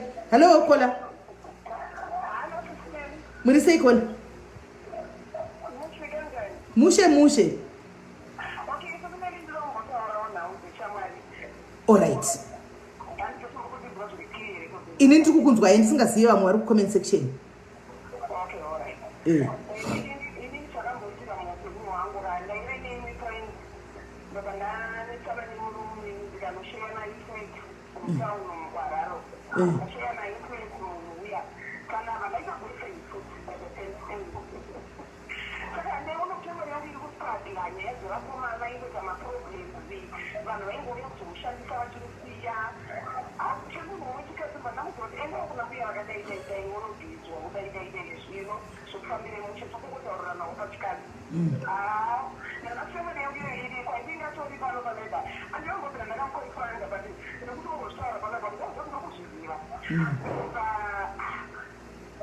Okay, wedzera volume hanzi we can't hear you. Hanzi volume please. Wedzera volume yefoni yako. Ini ndiri kukunzwa but ivo ndo vari kuti havasi kunyatsa kunzwa. Imbotaura kana ndichaona macomment section kana vakataura kuti vasi kunyatsa kunzwa. Hanzi too much interference. Ndofunga ifan, let me switch off the fan. All right. Hey, manje ngikundibvisisa fan ine mapisira kuri kuita maybe fan.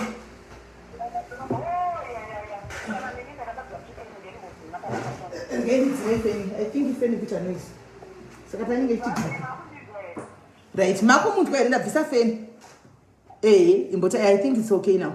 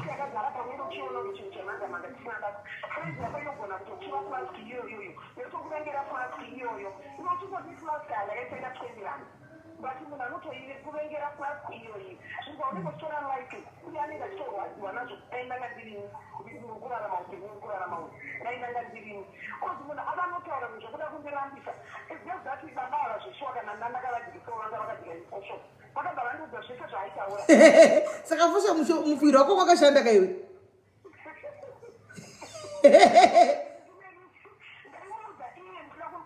zvakazviite ava anosvika kuvapa neadhiresi kuti vari pakati wakaenderwa munhu akatoti zveshuwa wakaenda kosa rememba ndakamboenda newe kumba ikoko ukaburuka mumota ukanikira pagedhi zvinoda kuona mbuya vako pambasa uchiri kuzveuka akenzi mbuya vangu zvanzi shamwari yako yaifamba kunyanga nepawaindidyisa kuti atosveka zvanzi anyway kana waindidyisa azvindi kunakirwa nazvo idzokera unoredzera hei zvakaoma ende ukatoti akolaki kuti papafamba bhara pakatoshanda bhara ipapapo. Alright, thank you Muningina, thank you very much. Hey, pakaipa shamwaridzi mawani hani mazviona kwanza yakatira laki kuti wanga kahwiririra paakazvisa paiwo muchokochokanise kuhwiririra saka aitoti zvese zvataugwa neshamwari uye woudza mukadzi wake kuti kwai zvakati kwai zvakati hani maona saka at least useri wekanga ari safe. Kola hello Sichimele Makadesha. ndiri raiti muri sei? Aiwa tiripo zvedu toronya idzodzi dzeshamwari. Munoza pazvinoitika kana muchikura unoita shamwari asi unenge usingazivi kuti shamwari dzinobetray. Mazuva ano zvaanani kwane social media. Isusu pataikura tasingazivi zvese izvi kuti shamwari dzinobetray taikutamba neshamwari. Inini ndakaita situation ndiri kuno kuEngland. Takauyawo pakauya vamwe kuma 2000 ndakutamba neshamwari dzangu tanga tiri vatatu taiwirirana zvisingaiti. But mune muri vana vadiki ndiani angabvunge kuti mwe anobetreya mumwe mwine mwanenge ane waari kudanana naye. Saka mukukura umu shamwari yangu mumwe paatanga kuroorwa takatoenda kumuchato. Munoziva mune muchitobatsira muchitoperekedza muchato. Iye paakachata mumwe wangu ndiye akaperekedza inini ndaibatsirawo kumadheko nekubika. Munoziva mune muchibatsirana mumaokoka. Inini pandazoroorwawo pandachata nemurume wangu. Mumwe wedu wechi3 akazowanawo partner yake yakagana nayo. Wangu uyu wekuchata wekutanga kuchata uyu bvaita mwana wake nemurume wake tikatoenda tikapemberera tiri mashamwari katiri kuwirirana. Saka nekuti inini tiri munongoziva zvekuuk zvekuti munongosenza uchibva kushift uchienda kune imwe shift. Shamwari yangu uyu wekuchata akatanga kudana nemurume wangu. Ende iyane wake inini murume wangu aindida unoziva ndaidiwa zvezvekufunga ndikati hapana chinomboita ndinotoku murume wangu ndaiti ndikanzwa nyaya dzevamwe taingoti ameno ikoko zvakakuoma unenge uchikoti ameno zvimwe zvacho unenge usingazvibhelieve. Saka imwe shamwari yangu uyuwo wepakati akazofind out kupera ibva athreatenwa kunzi ukangotaura chete hameno zvaakathreatenwa nazvo. Saka vanhu ava mukudanana shamwari yangu akatoita nhumbu. Wekudana nemurume wangu akaita nhumbu yemurume wangu paatosiya murume wake. Asi inini ndakazozviziva murume wake ndiye akazvibata because kumba kwake nemurume wake vanga vasiri kurara vese. Murume akati kunhumbu yabva kupi ndopaakazviziva ende anenge akambovaona vari vese ndokuzobuda kwazvakaita. But kana umuri mudiki unenge usingazvizive now we know kuti you can't trust friends. But ndopandoda kutaura kuti now I know I don't trust friends. I have friends but my friends andinawo haana relationship nemurume wangu. Mafriends angu haatoziva nhamba dzemurume wangu. They don't know schedule yemurume wangu ende murume wangu haatandana nemafriends angu kana haana nhamba dzavo haanei navo.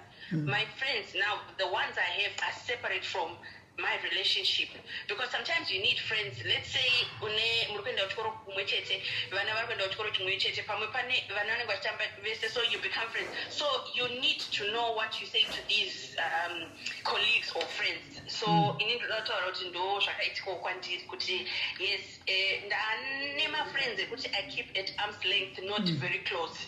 Yes asi ndo zvakaitikawo kwandiri. Saka mukadzi yeshamwari vakatozvara here? Vakatozvara mwana atokura benoko ari kugara hatinazombotauridzana. Ininiwo handina kuda kuzombomuconfronta Ko murume akazodini? Murume akaoma ndakambogara naye for a bit because ndanga ndiri musituation yakaoma. I could not live. Zvekudiaspora kune nyaya dzakawanda asi takazosiyana zvedu. Pane circumstance yekuti pane pausingakwanise kubva because of ABC but takazosiyana zvedu. Hey. Yeah. Asi pakaziva kuti waita mubhuru wenyu papa iye akati kudii pamakamubvunza response yake? Akakumbira ruregerero. Obviously vanodaka kutaura kutiwo ndiri wrong asi iwo uri wrong. Blame game inenge iripo. Blame game aishaiko. Zvekuti unotombofunga kuti maybe there is something wrong with me but ndida kumbokudza kola ndida kumbokudzai imi vateereri vaningina vangu nemadzikoma angu muri pana hamisi shamwari dzangu anoziya. You are not my friends. You are my sisters and young sisters and what not. Animaona varume vakaita zvinhu zvavo zvavaitako, they want to come and shift the blame. Anda kwachikufilisa guilty iwewe usina chawakanganisa, usina chawaita. Ani achikutsvagira kanyaya kasina nebasa sako akutoka make up kuti ite zinyaya kuti awane chi scapegoat. Animaona musatombovhunduka, musatomboshekiwa. Ini sorry yenyu varume vari mu comment section. Sorry yenyu, but the truth has to be said because we are tired. Sick and tired of chigame change chichi chokuti munenge maporomora zvamaporomora because ukuzati kumba kwakamirwa nefire yako wakuda kuya nechinyaya chisina nebasa kuti you are also to blame. You blame what are you what do you say? You ndiwe handiwaita nyaya dzako wandibata ndine chikomba wambondona ndichiura wandona ndichita sei uda kuita zvisina nebasa rese ndochidzi unenge foni yako yo inogara wakabata foni yako unitemane uda kunditamene shamwari here uchiona kuti makwari kunetsa kudai handidi zvishamwari yangu ifoni handidika naye ni vari comment section chimbopindura iwo mutiudza pafoni ai mumbotaurira what do you prefer? Mukadzi anoswera akagara pasi pechimulemoni pasi pechimuti akakombiwa ne4 vanhu vachita makuhwa ekudestroya raini rose vachiparidza vanhu vachita makuhwa ipapo nemukadzi anoswera akazvibatira ke foni yake akagara pasofa achitamba ke nefoni yako. Munoprefer chiimi vanhurume? Nyorai mucomment section kana kuti foni ai muri kuprefer chii?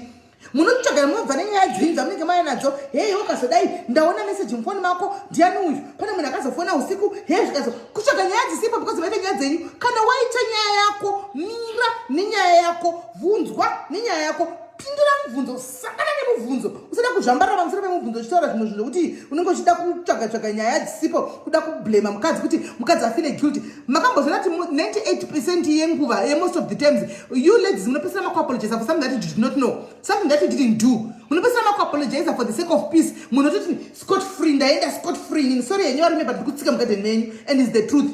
Animaona is the truth.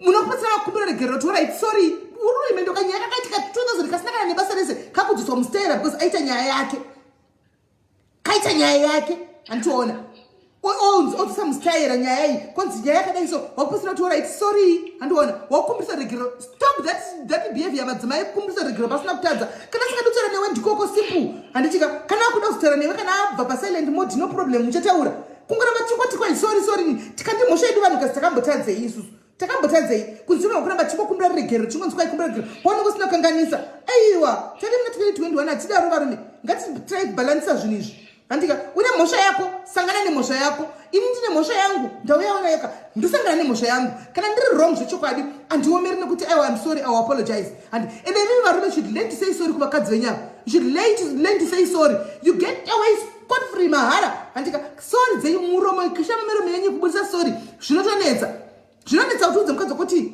kuda murume ari kufona rigaitiwawe miraitiwawe tinyatso kuvaudza varipo vabva vakata koma uchafona futi.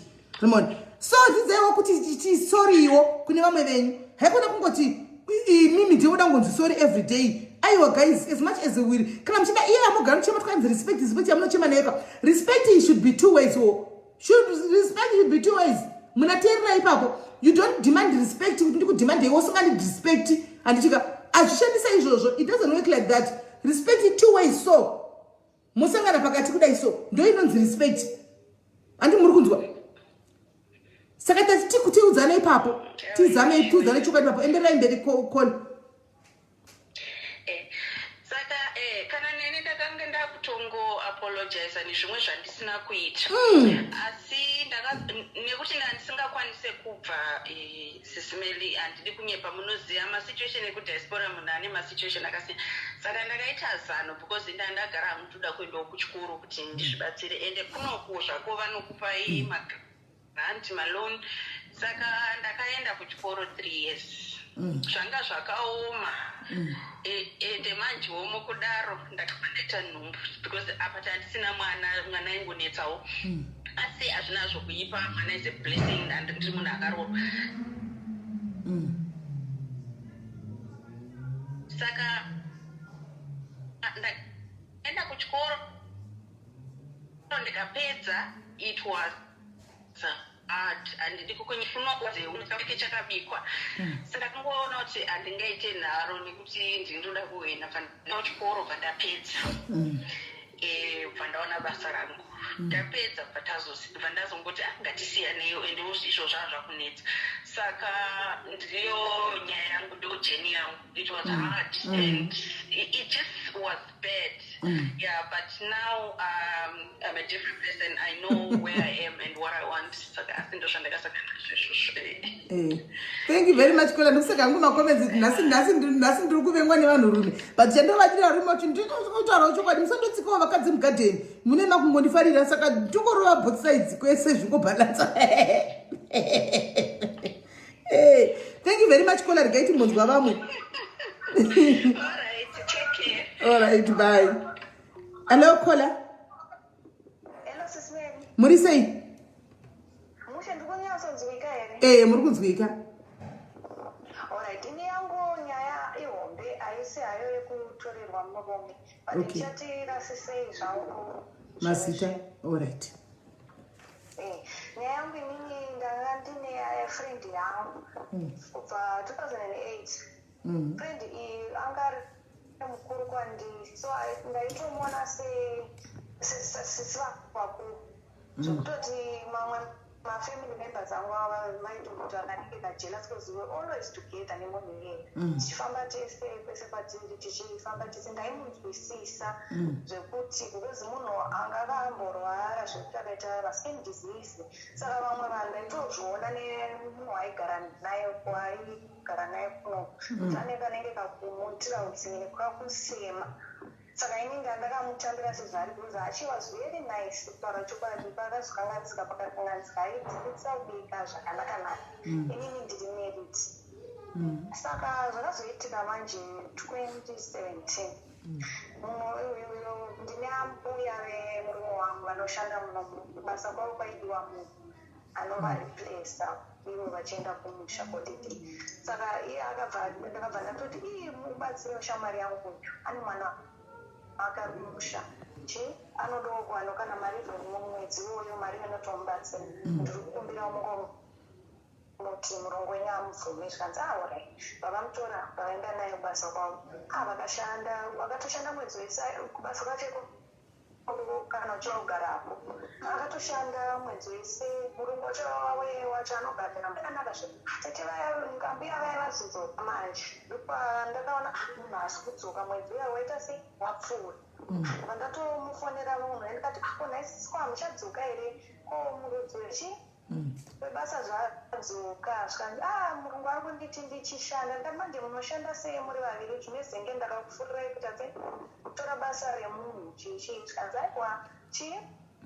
takatotaurirana mari yake hachinji chichi ndikatoudza murume wangu ngati munhu ndiri kungotaura naye zvangu but atowirirana nemurungu ende nemari kutaurwa hamukufa akasiya but izvi zvinogona kutsamwisa vamwe avo vanoshanda navo pazvana vanogara kana uchigara kupamba kumuone room munhu wemajemwe ambogara achigara ari tinga tichinomubvisitira achitotimba mangu apedzera matu kamubhedha kadiki so ndataya kumuonesa kuti zvazvike zvinogona kukonzesa mutauro akati aiwa apeka aimbochinji ei yake changu inongoramba yengori imwe chete ndabva ndangozvitambira ndikati hapana chakaita saka ndine mumwe munin'ina wangu anogara padhuze vandogara its just 5 minutes away ari murelationship yake isina kunyatsomira zvakanaka saka aiuya achitoshandisa foni yangu achishandisa foni yangu anga aningirana manjenji mukomana sisi vangu hava kushanda ukwa saka aishandisa foni yangu achitaura bhuzi kuti relationship kwake kwaari munhu wangu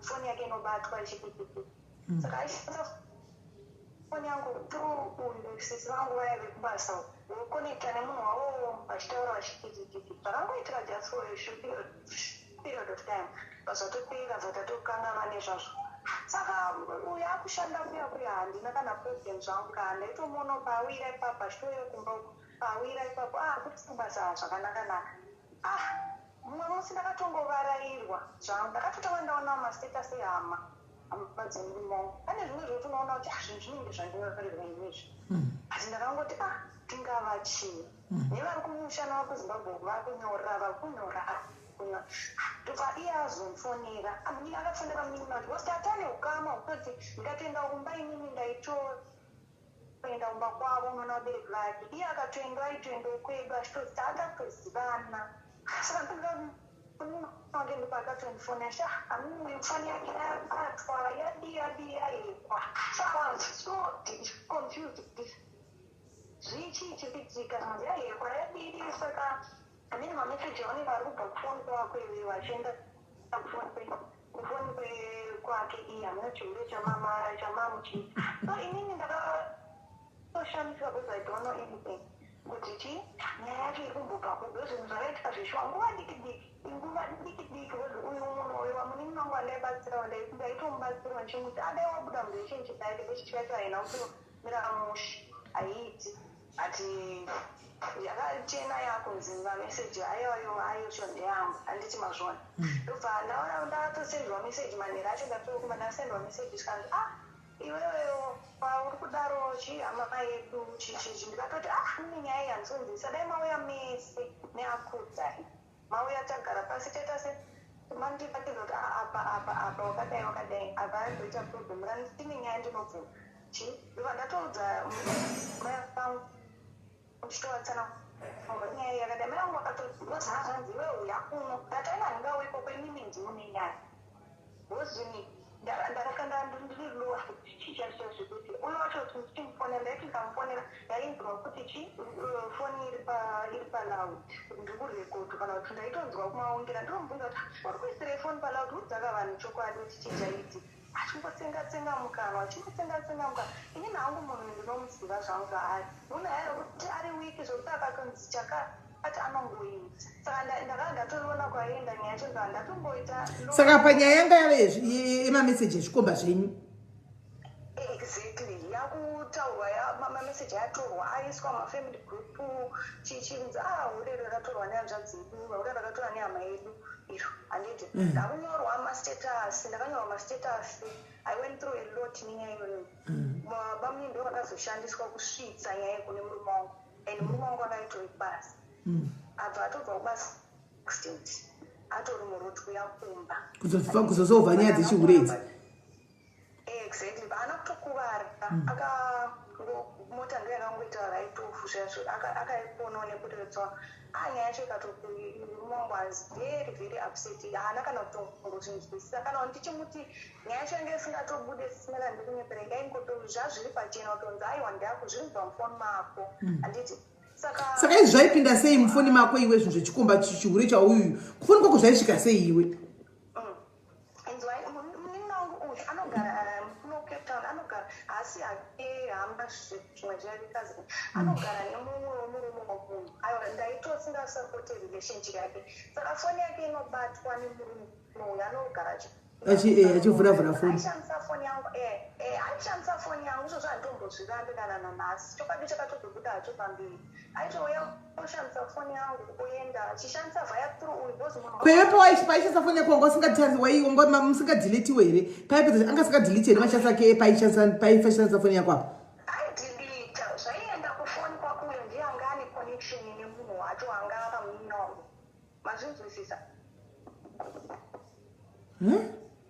dzokorodza futi wati foni yaishandiswa ndeyako handiti saka aidhilita zvoinda kune imwe foni aiwa aishandisa foni yangu asingashandi direct kuti komba chake chaangawanirwa nasiseba atumira kuna sisi wozotora saka yaive cheni.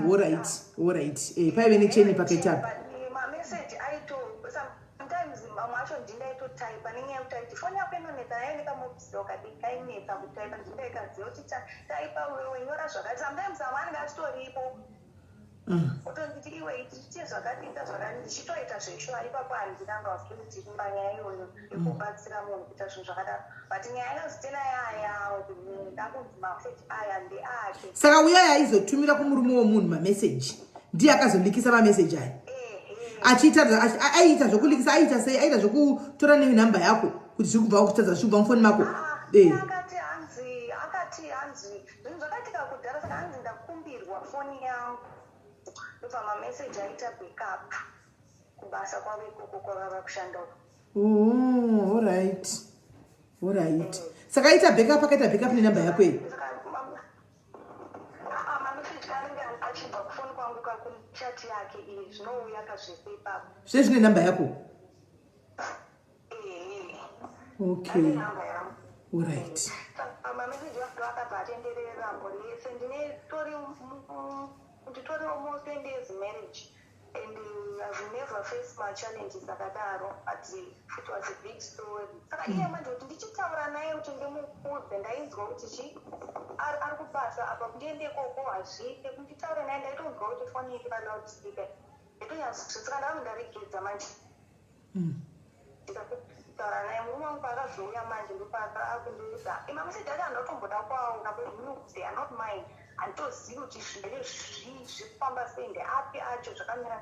Saka pakazoya murume wangu asenderwa audzwa zvinhu zviya ndopanda kundiraseka aya mameseji acho mamwe acho aitori enyaya dzekuda taitotaura saka anga akubatanidzwa manje ozaita kutorwa nefoni achitorwa pafoni saka aita kubadzi menyeketo dzangu dzadaitotaona aya pesina hadini ndaitore nemusinema yatotopa murume wangu zvese izvozvo zvakazenge zvakumba kwangu. So I went through a lot for almost 3 weeks. Saka murume wangu ndaitoagarara ndopinda mufoni ndandakarongerwa zvisina mwe ndaitoona mameseji anhu achifurira vachiti munhu ngaende apa ndine vana chichi ndikati murume wangu akatoenda kanobvunza musikana uya manje iwenewe waita sei uye haana kumboramba bhozi akatoona kuti nyaya iyi inoparadza imba akatovhuma akatodziuka ndiro hembe murume wangu aripo kandirwa hembe neyo baba vaigara nayo vakati bva pano kandirwa zvinhare zviripo bhozi murume wangu aida kunomunyadziso kuti anyatsoonekwa kuti pamwe ishuwa here inhema here pane munhu uyauya waanogara naye manje cheni yacho yange yakura manje saka kungoti mwari vakazongopindira because ndakangokuramba ndiri mumba imomo aingokokuti hanambonditi kuti hanambonditi chimameseji kudaide kungonawo kachikuriwo nyama dzake kuti munhu ngaaendi saka anambonditi ndakangoramba ndikuri mumba mangu svikira azongondida nyaya tichii handinoda kunzwa saka iye neuzofambawo muno mumatinogara munhu munereferensunzwa akazonyatsonzwawo chokwadi kuti zvinhu zvaifamba sei later on saka vana kunyatsofara neending yacho iyoyo ndakati ndatomudza ngada inini hamu zvekupesirana neava vanhu chakwanisa but iwewo sehama yavo ndoenda kutonga ndikukufurira pota uchiita sei uchienda uchinovaona zvinenda kuti vamwe ndiri kufurira uzondopakuda papa kutokuda kuti ngadyiswa abva asiyaureri chichichi handiti ndopaakazoenda koko achitobva kubasa akatoya atori nerimwe atotangwa futi apa wakanyebeza tine mavoice note indopandaitoziva kuti hapana kana voice note hapana kana musi takadwana vanambodzira ndavakonfranta face to face kana pafoni hama dzemundume chekubvunza kuti madarire kana kuti madi handina musi wove wazonzi pane mavoice note patopera 3 weeks kumba kwedu tatogadzirisana nyaya yatopera ndopandakazoenda ndikatobvabvunza ndikati kochi mafamba mchidai makati ngobudisa information yese musi wamakabudisa zvinhu kawani ndopakazonzi uyu shamari anga atorimo musoro ndikati aingotaura nyaya iyi mese muri mamusinga musanda kubira ndakauya pana but ndasinga tinditaura ndipakati uyu shamwari yape inyoka akataura zvinhu zvakawanda zvese zvamaitaura mutodziwo nemuchitonyera vanhu vamboya kumba veve zvese hapana chakasara saka nyaya yemashamwari izvezvi ayi ndakaitika botoedza bova ndinotambura kuti ndive nemunhu padhuze pavo ndogara zvangu kumba nevana kuza ushamwari vangu vari kuzoti shamwari dzinodiwa muupenyu ava unenge usati wanyatsoitwa chaizvo zvekuti upenyu unoyasoinzwa inini I think about nyaya everyday kuti ini chii chakanyatsoitika paimba yangu chikwadi nenyaya yakadaro yemunhu achinyatsoziva kuti shuwa hasitori dainge reshuwa unotomboti uchiziva kuti hausiriwe but shamwari tinopinda mumafriendship ati tine maintentions akasiyana saka unozaza kutamba nevana vako kana hama masisters ako emumba chaivo oza vanhu vanokurongera zvimwe zvinhu. Thank you, Sis Mary. All right, thank you very much, caller. Hey, at least wakazogadzisana. Thank you. All right. Sharp. All right, sharp. Anumona vakangofira nyaya yechihure chashamwari. Nyaya yechihure chabhururu mai mwana ndo yakangofira. Pasina kuzopinda mwari papa vangade vakatoindira mumba kwavo nyaya yechihure chabhururu. Abafoni vari kuramba connecta. Anumona. Andisi kuti kusvodza kuti 279 pane live iri kuenda 7 o'clock kapa. Pane live yemunhu anofanirwa kuenda 7 o'clock panapa. Ndimucheke munhu wacho. Chuwi. Nyaya inonetsa iyi. Zvato 7 kupanapa tinokari kana kadzave kana 11 takangogara panapa.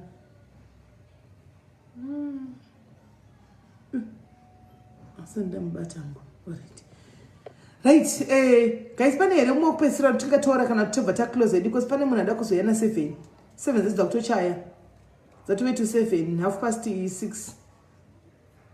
Pane mumwe here anoda kufona kupedzisira kana kuti tangoiconclude nyaya yemafriends taipeta nyaya yemafriends taipeta nyaya yemashamwari izvi. Hanzi ndabona comment yakanzi kwai kune mamwe hanzi we must continue tomorrow hama 1. Okay, pane comment bwana bone yakanzi kune they are also good friends out there. Why are you not talking about them? Problem tachitara nyaya yema betrayal from friends anditi kana takuzotaurawo ema friends akanakawo vanongopindawo votaura friends akanaka ino we know kuti ariko hello kola hello muri sei kuri sei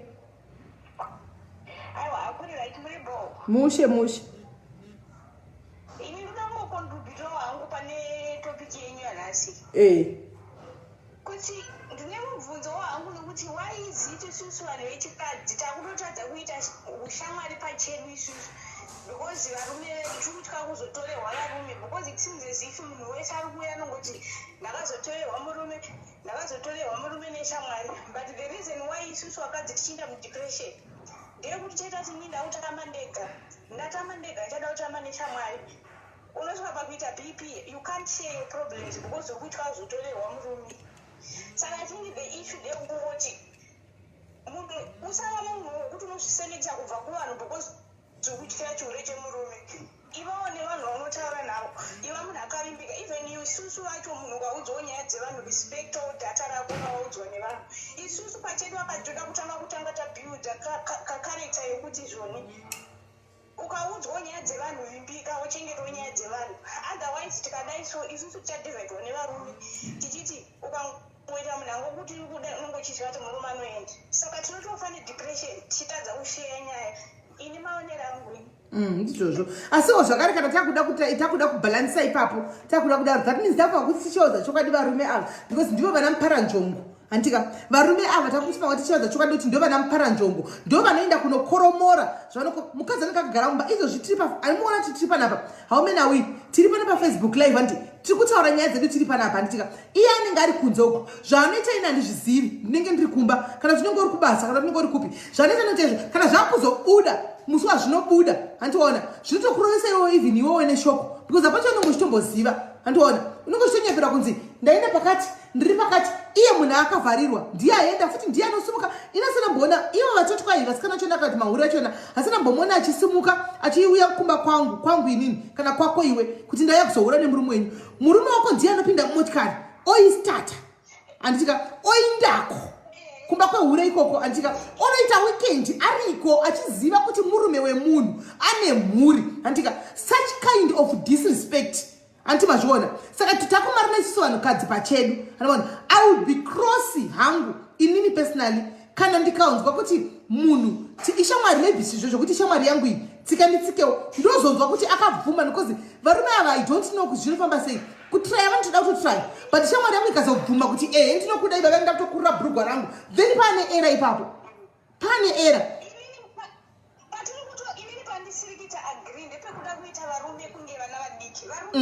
vanhu vakuru amen amen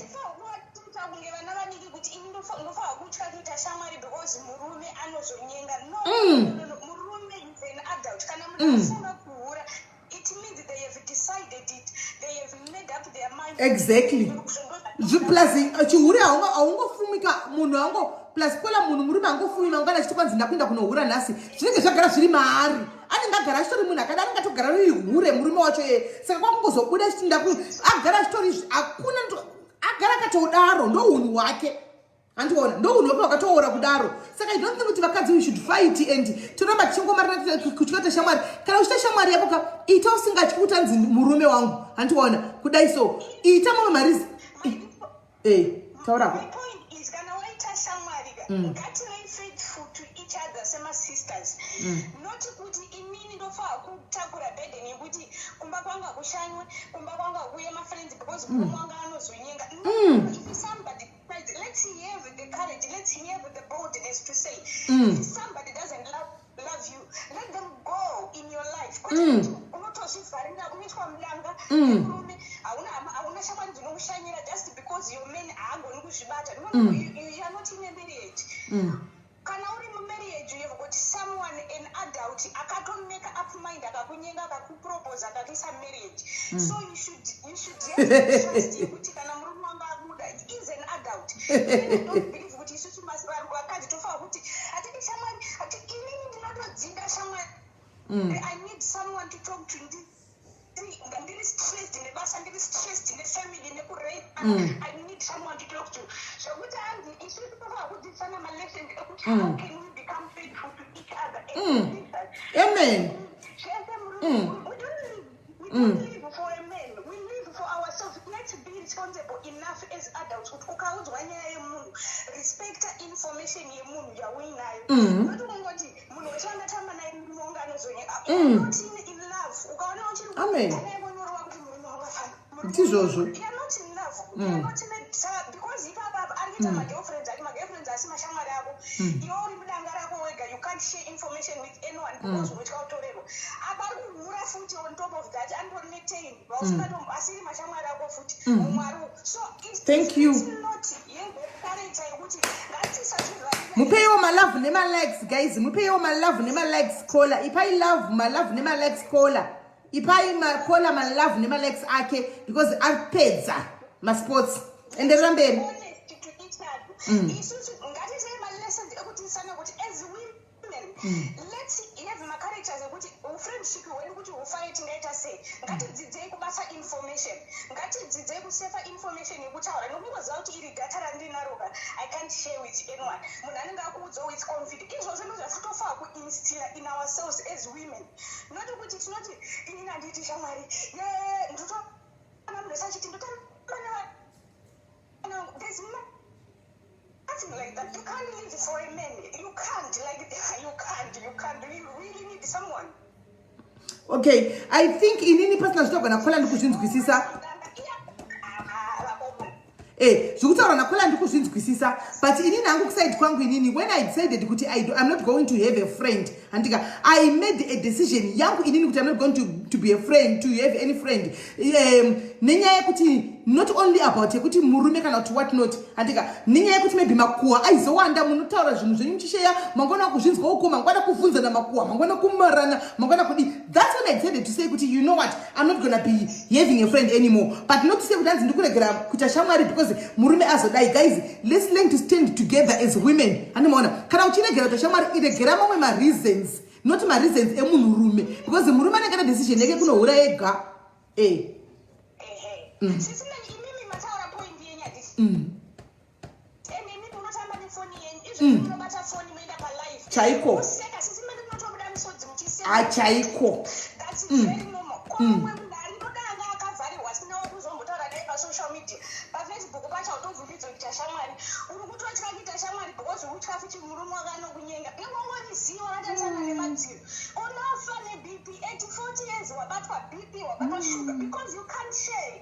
Let's go there and be happy sisters. Let's go there and ngative isusu vanochengeta isusu vakadzi tikagona kuchengeta masecrets edu tikatadza kunyeyana tichi let's support each other agona tiomberera zvemwoyo wese toregera nguva isusu ngoti varume murume akaita is an adult kana munhu atadza kuvimbika pavana neni let them go. Okay, you don't keep it kuti life yako for kustopa because of femina aina dona ngwakivi let's go vasikadzi please musafane depression don't die in silent. Let's go out and share. Taura nemumwe munhu ngatinamatira nei tese pamwe chete. Ukaona murume wakacho kuchita it means marriage yake iyoyo it's not really worth it. Powerful. Amen. Pana angachitofona pabva akachifona direct. I think I don't know because 8 time. Thank you very much caller. Thank you. We need more people like you. Vanouya kuzoti vakadzi ngatibatanei anditika vanotaura zvinhu zviripo. Makamboona kuti kana muchita topic inonakidza muchita topic muri madzimai so muchitaura topic yenyu inonakidza yekuvakana so yekuti muri kushare zvinhu zvamunosangana nadzo as madzimai munoziva kuti munogona kutaura mese at the same time kutounzwa kutaura mese kuti kola ari kutaura hosi muchida kutsigirana kutira kuburitsa point hanimaona. So guys kune ava vanenge ne problem nazvo very sorry tinenge tiri mukutofara ndikutonakirwa ende sesamwe mavoice adagara ari kumusoro hatisi kuzochinjira vanhu mavoice ticharamba takadzvanya ticharamba takatsika ticharamba tichingoenda mberi because tiri pahappy andika tichingoenda takadaro anditi so kola andifadza panewo marufona andifadza chaiye zvone zvaataura we cannot keep on fighting each other nenyaya dzevarume no varume must be held accountable for mabasa avo. Kola hello ndiri right muri sei kola ndiri right ndoda kungocontribute point yangu amwe against amwe vanotaura vachiti izvoni siya murume zviri nani kusiya friend yacho yakukanya than kusiya murume wako. Why? Because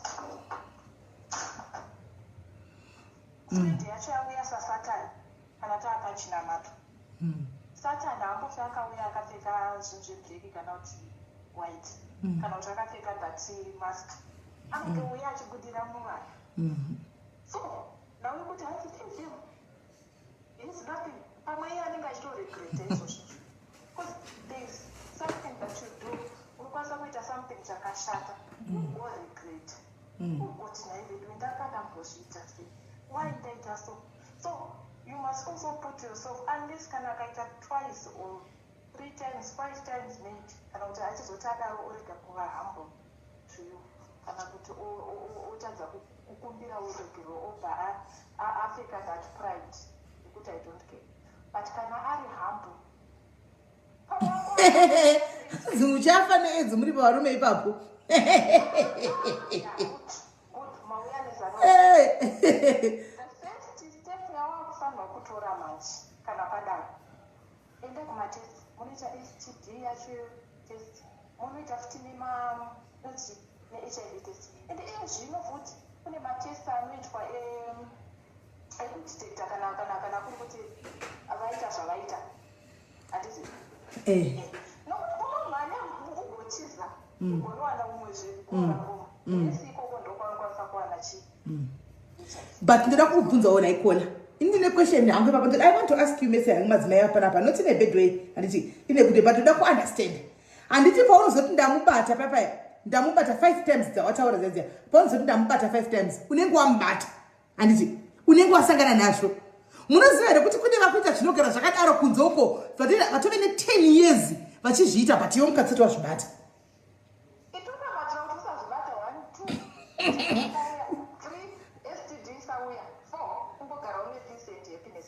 kana wazvibata futi it's good mozvati sezvamataura kuti pane vamwe vanochiita 10 years usingazvizivi because just chitonakidza because munhu kana akasabatwa zvinova zvichinakidza ngaazive kuti maiwe maemotions anozouya kana kuti behavior inozouya after tinoona moto saka izvi ndazviitwa izvi but kana achiita zvisingabatwi uyo ndiye anoramba anazvo kuita kunge that minister nevana 40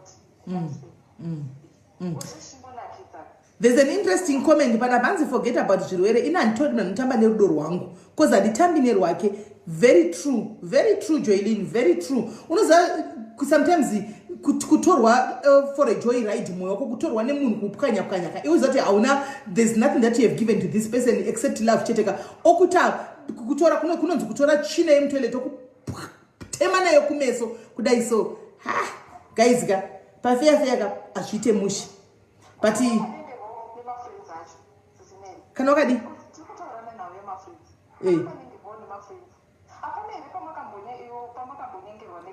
but aiwa kola aiwa pakadaro iwe uri munhu mukuru should be able to know to differentiate what is wrong and what is right. Do you think kuti zera rangu rinori ndikanyengerwa kuita boyfriend inini azviite and ukandatoita boyfriend inini ka ndikabvuma ka idecision yangu ichoice yandatoita andiona hapana munhu anga achininyengera tanzi danana ningi ndakuvigira murume wako danana neuyu and then ndobvuma ndichiziva kuti zvakaipa. Hakuna munhu anonyengerwa kuita mazera edu aya kuti kwainyengerwa fana anonyengerwa ndofunga ko zvino 15 years and below ndio anonzi anonyengerwa. Kana wangove 16 zvichikwira inenge yatove choice yaunenge wakutoita kuti no I want to do this. Hapana tanzwe kunyengerwa hakuna zvakadaro. Asi wakambonyengerwa kuti ita chikomba? No.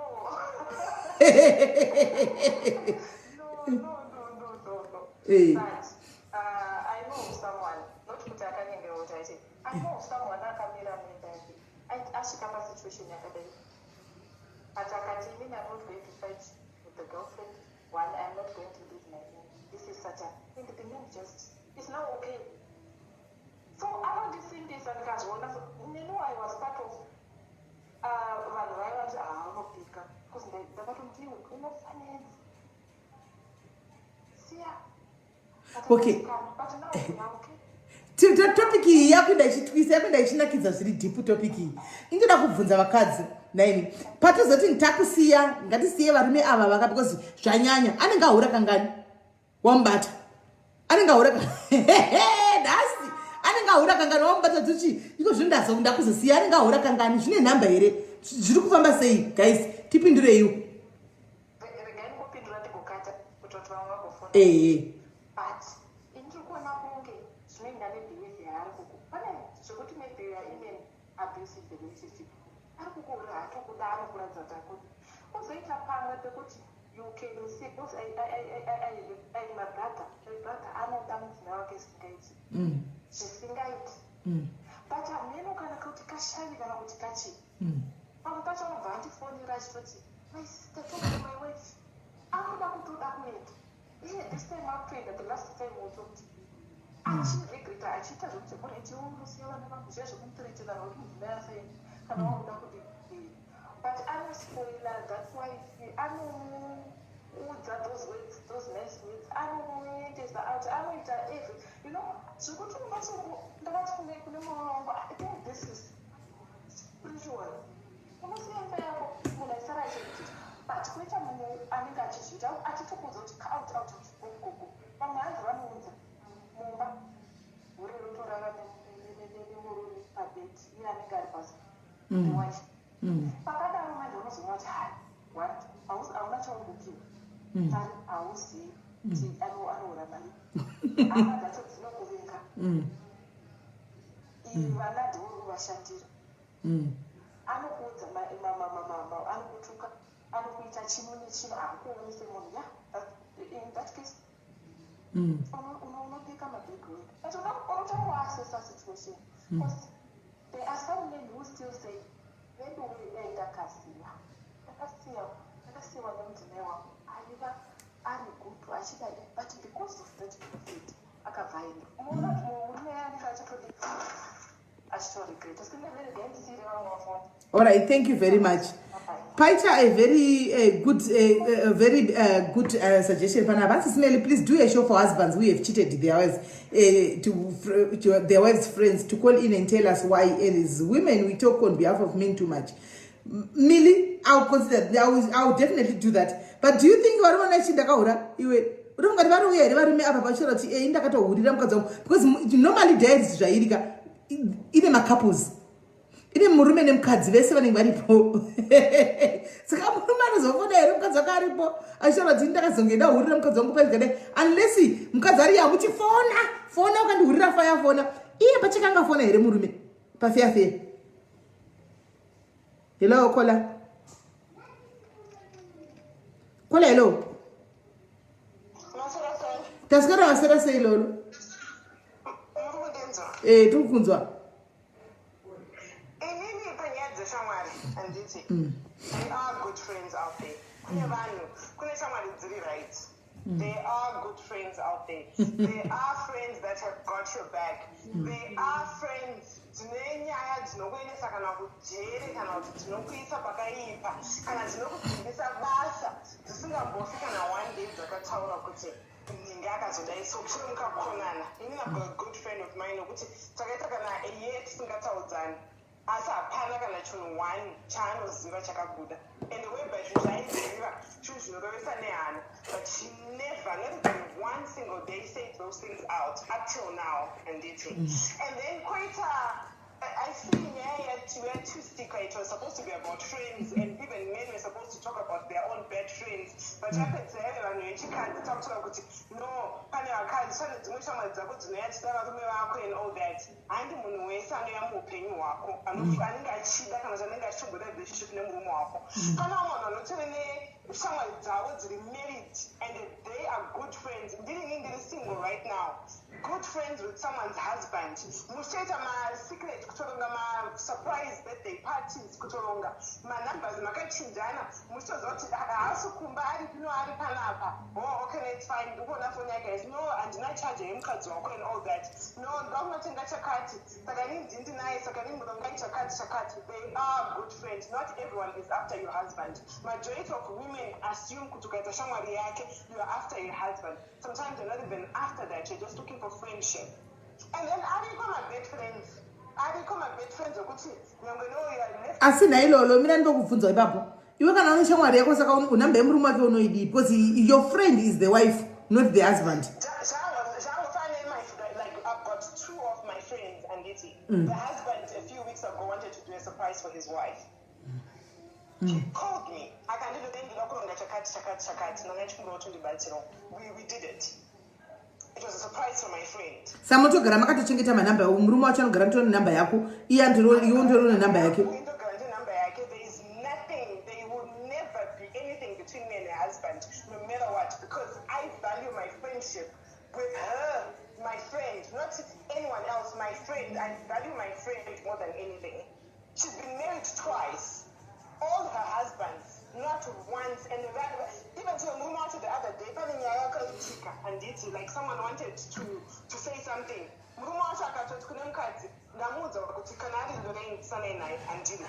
Like I cage already, but I don't want, no. Murume oyo anenge asina chakanyangira here kwauri wewe loloi. Never, not even one single day. And it's only kanyengwa neshamwari dzake murume handiti anzokudza kuti siyana nayo sotongoenda kuzvamuchosa. Okay, so meaning to say kuti murume wacho andomboza kuti dzimwe shamwari dzake zotokunyenga iwe. Yes, because ndikanyengwa neshamwari because for me one thing chandakazvudza I don't want my friend's husband to see and chanabenda kana kune I think any of my friends are watching here and then ndine boyfriend inini kumba even if it's a party or if it's a wedding and then ndine boyfriend to those cases because nemazoti ndoziva kuti ndine shavi rokuchinjanisa mangwana oti and ndozvo zvikundinetsa kuti neshavi rako raunaro iroro mukadzi waushamba yako ikuita reluctant chaichai kuti lolo ari kutaura nemurume wangu achisangana vari kuti vachiita zvebirthday surprise neshavi rako raunaro iroriya.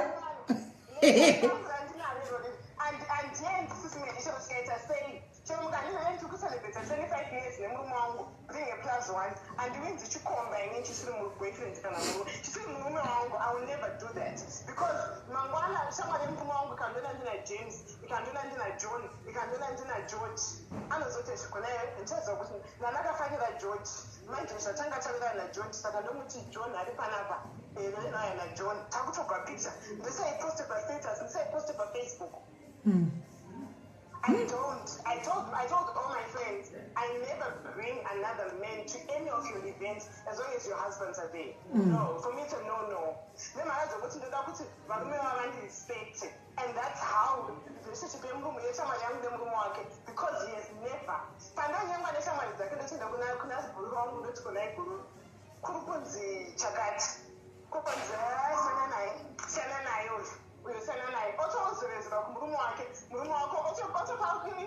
No, don't.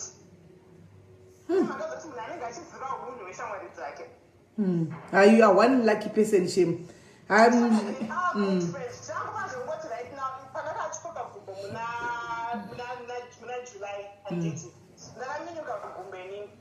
male friend who is married. Doctor, because do somebody and it's more. I can doctor, I can do bandage, I can see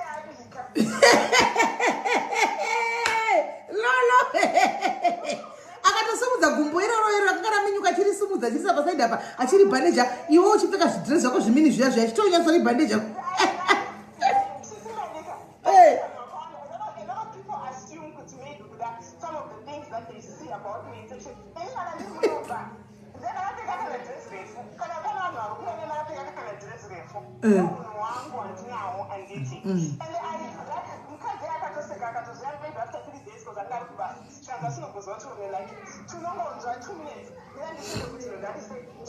I've never been asked out by my friends. He's a male friend. I've never been asked out on by any of my friends' husbands. I've never.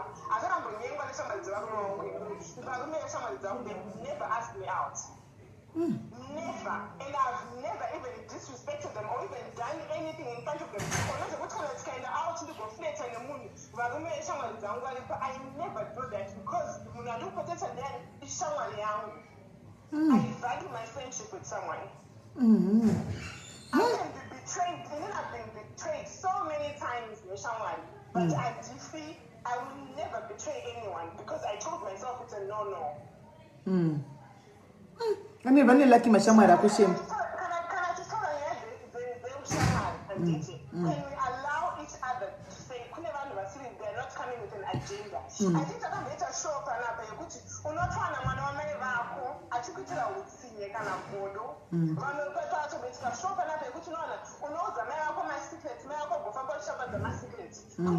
some people, blood is thicker than water.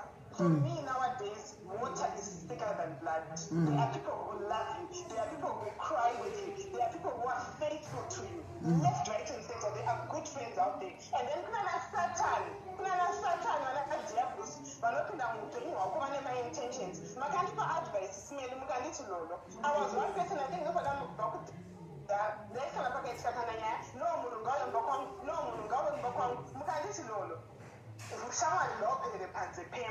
one should be allowed in your house. And I took that and I ran with that. For me, at this moment of time, I say no new friends. Only the old friends are allowed in my circle. But anyone who is new, no. That is the cage in no. No new friends on my direction. Only the old ones that I have.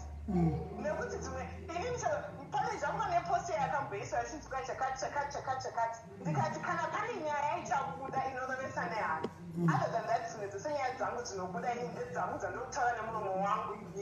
not those combination with the Zango.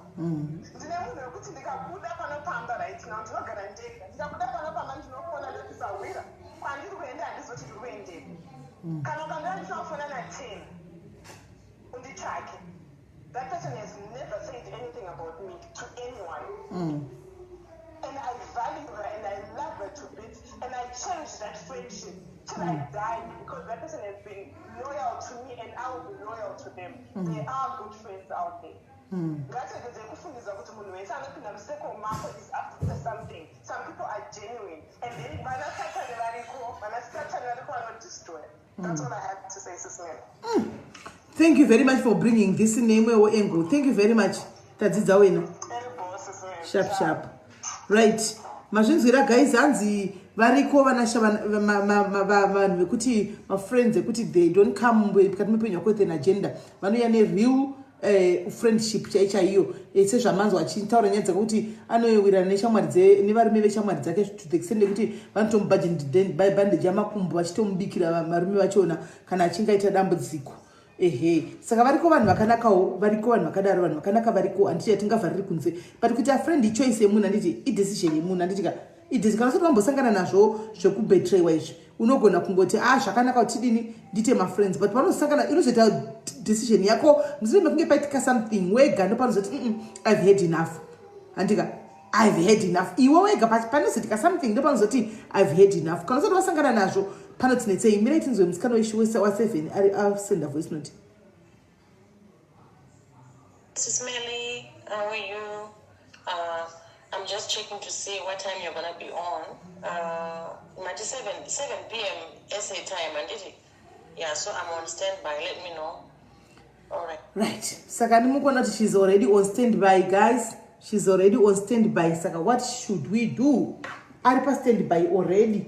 Toita say, guys, what should we do? Should we just continue tongo drop atova tadzoka tongo mpanguva yake apedza anditika abve angotaura mtidzwe nyaya yake itipedze nazvo oro toita say because mainzwa voice note anditi mainzwa voice note, right?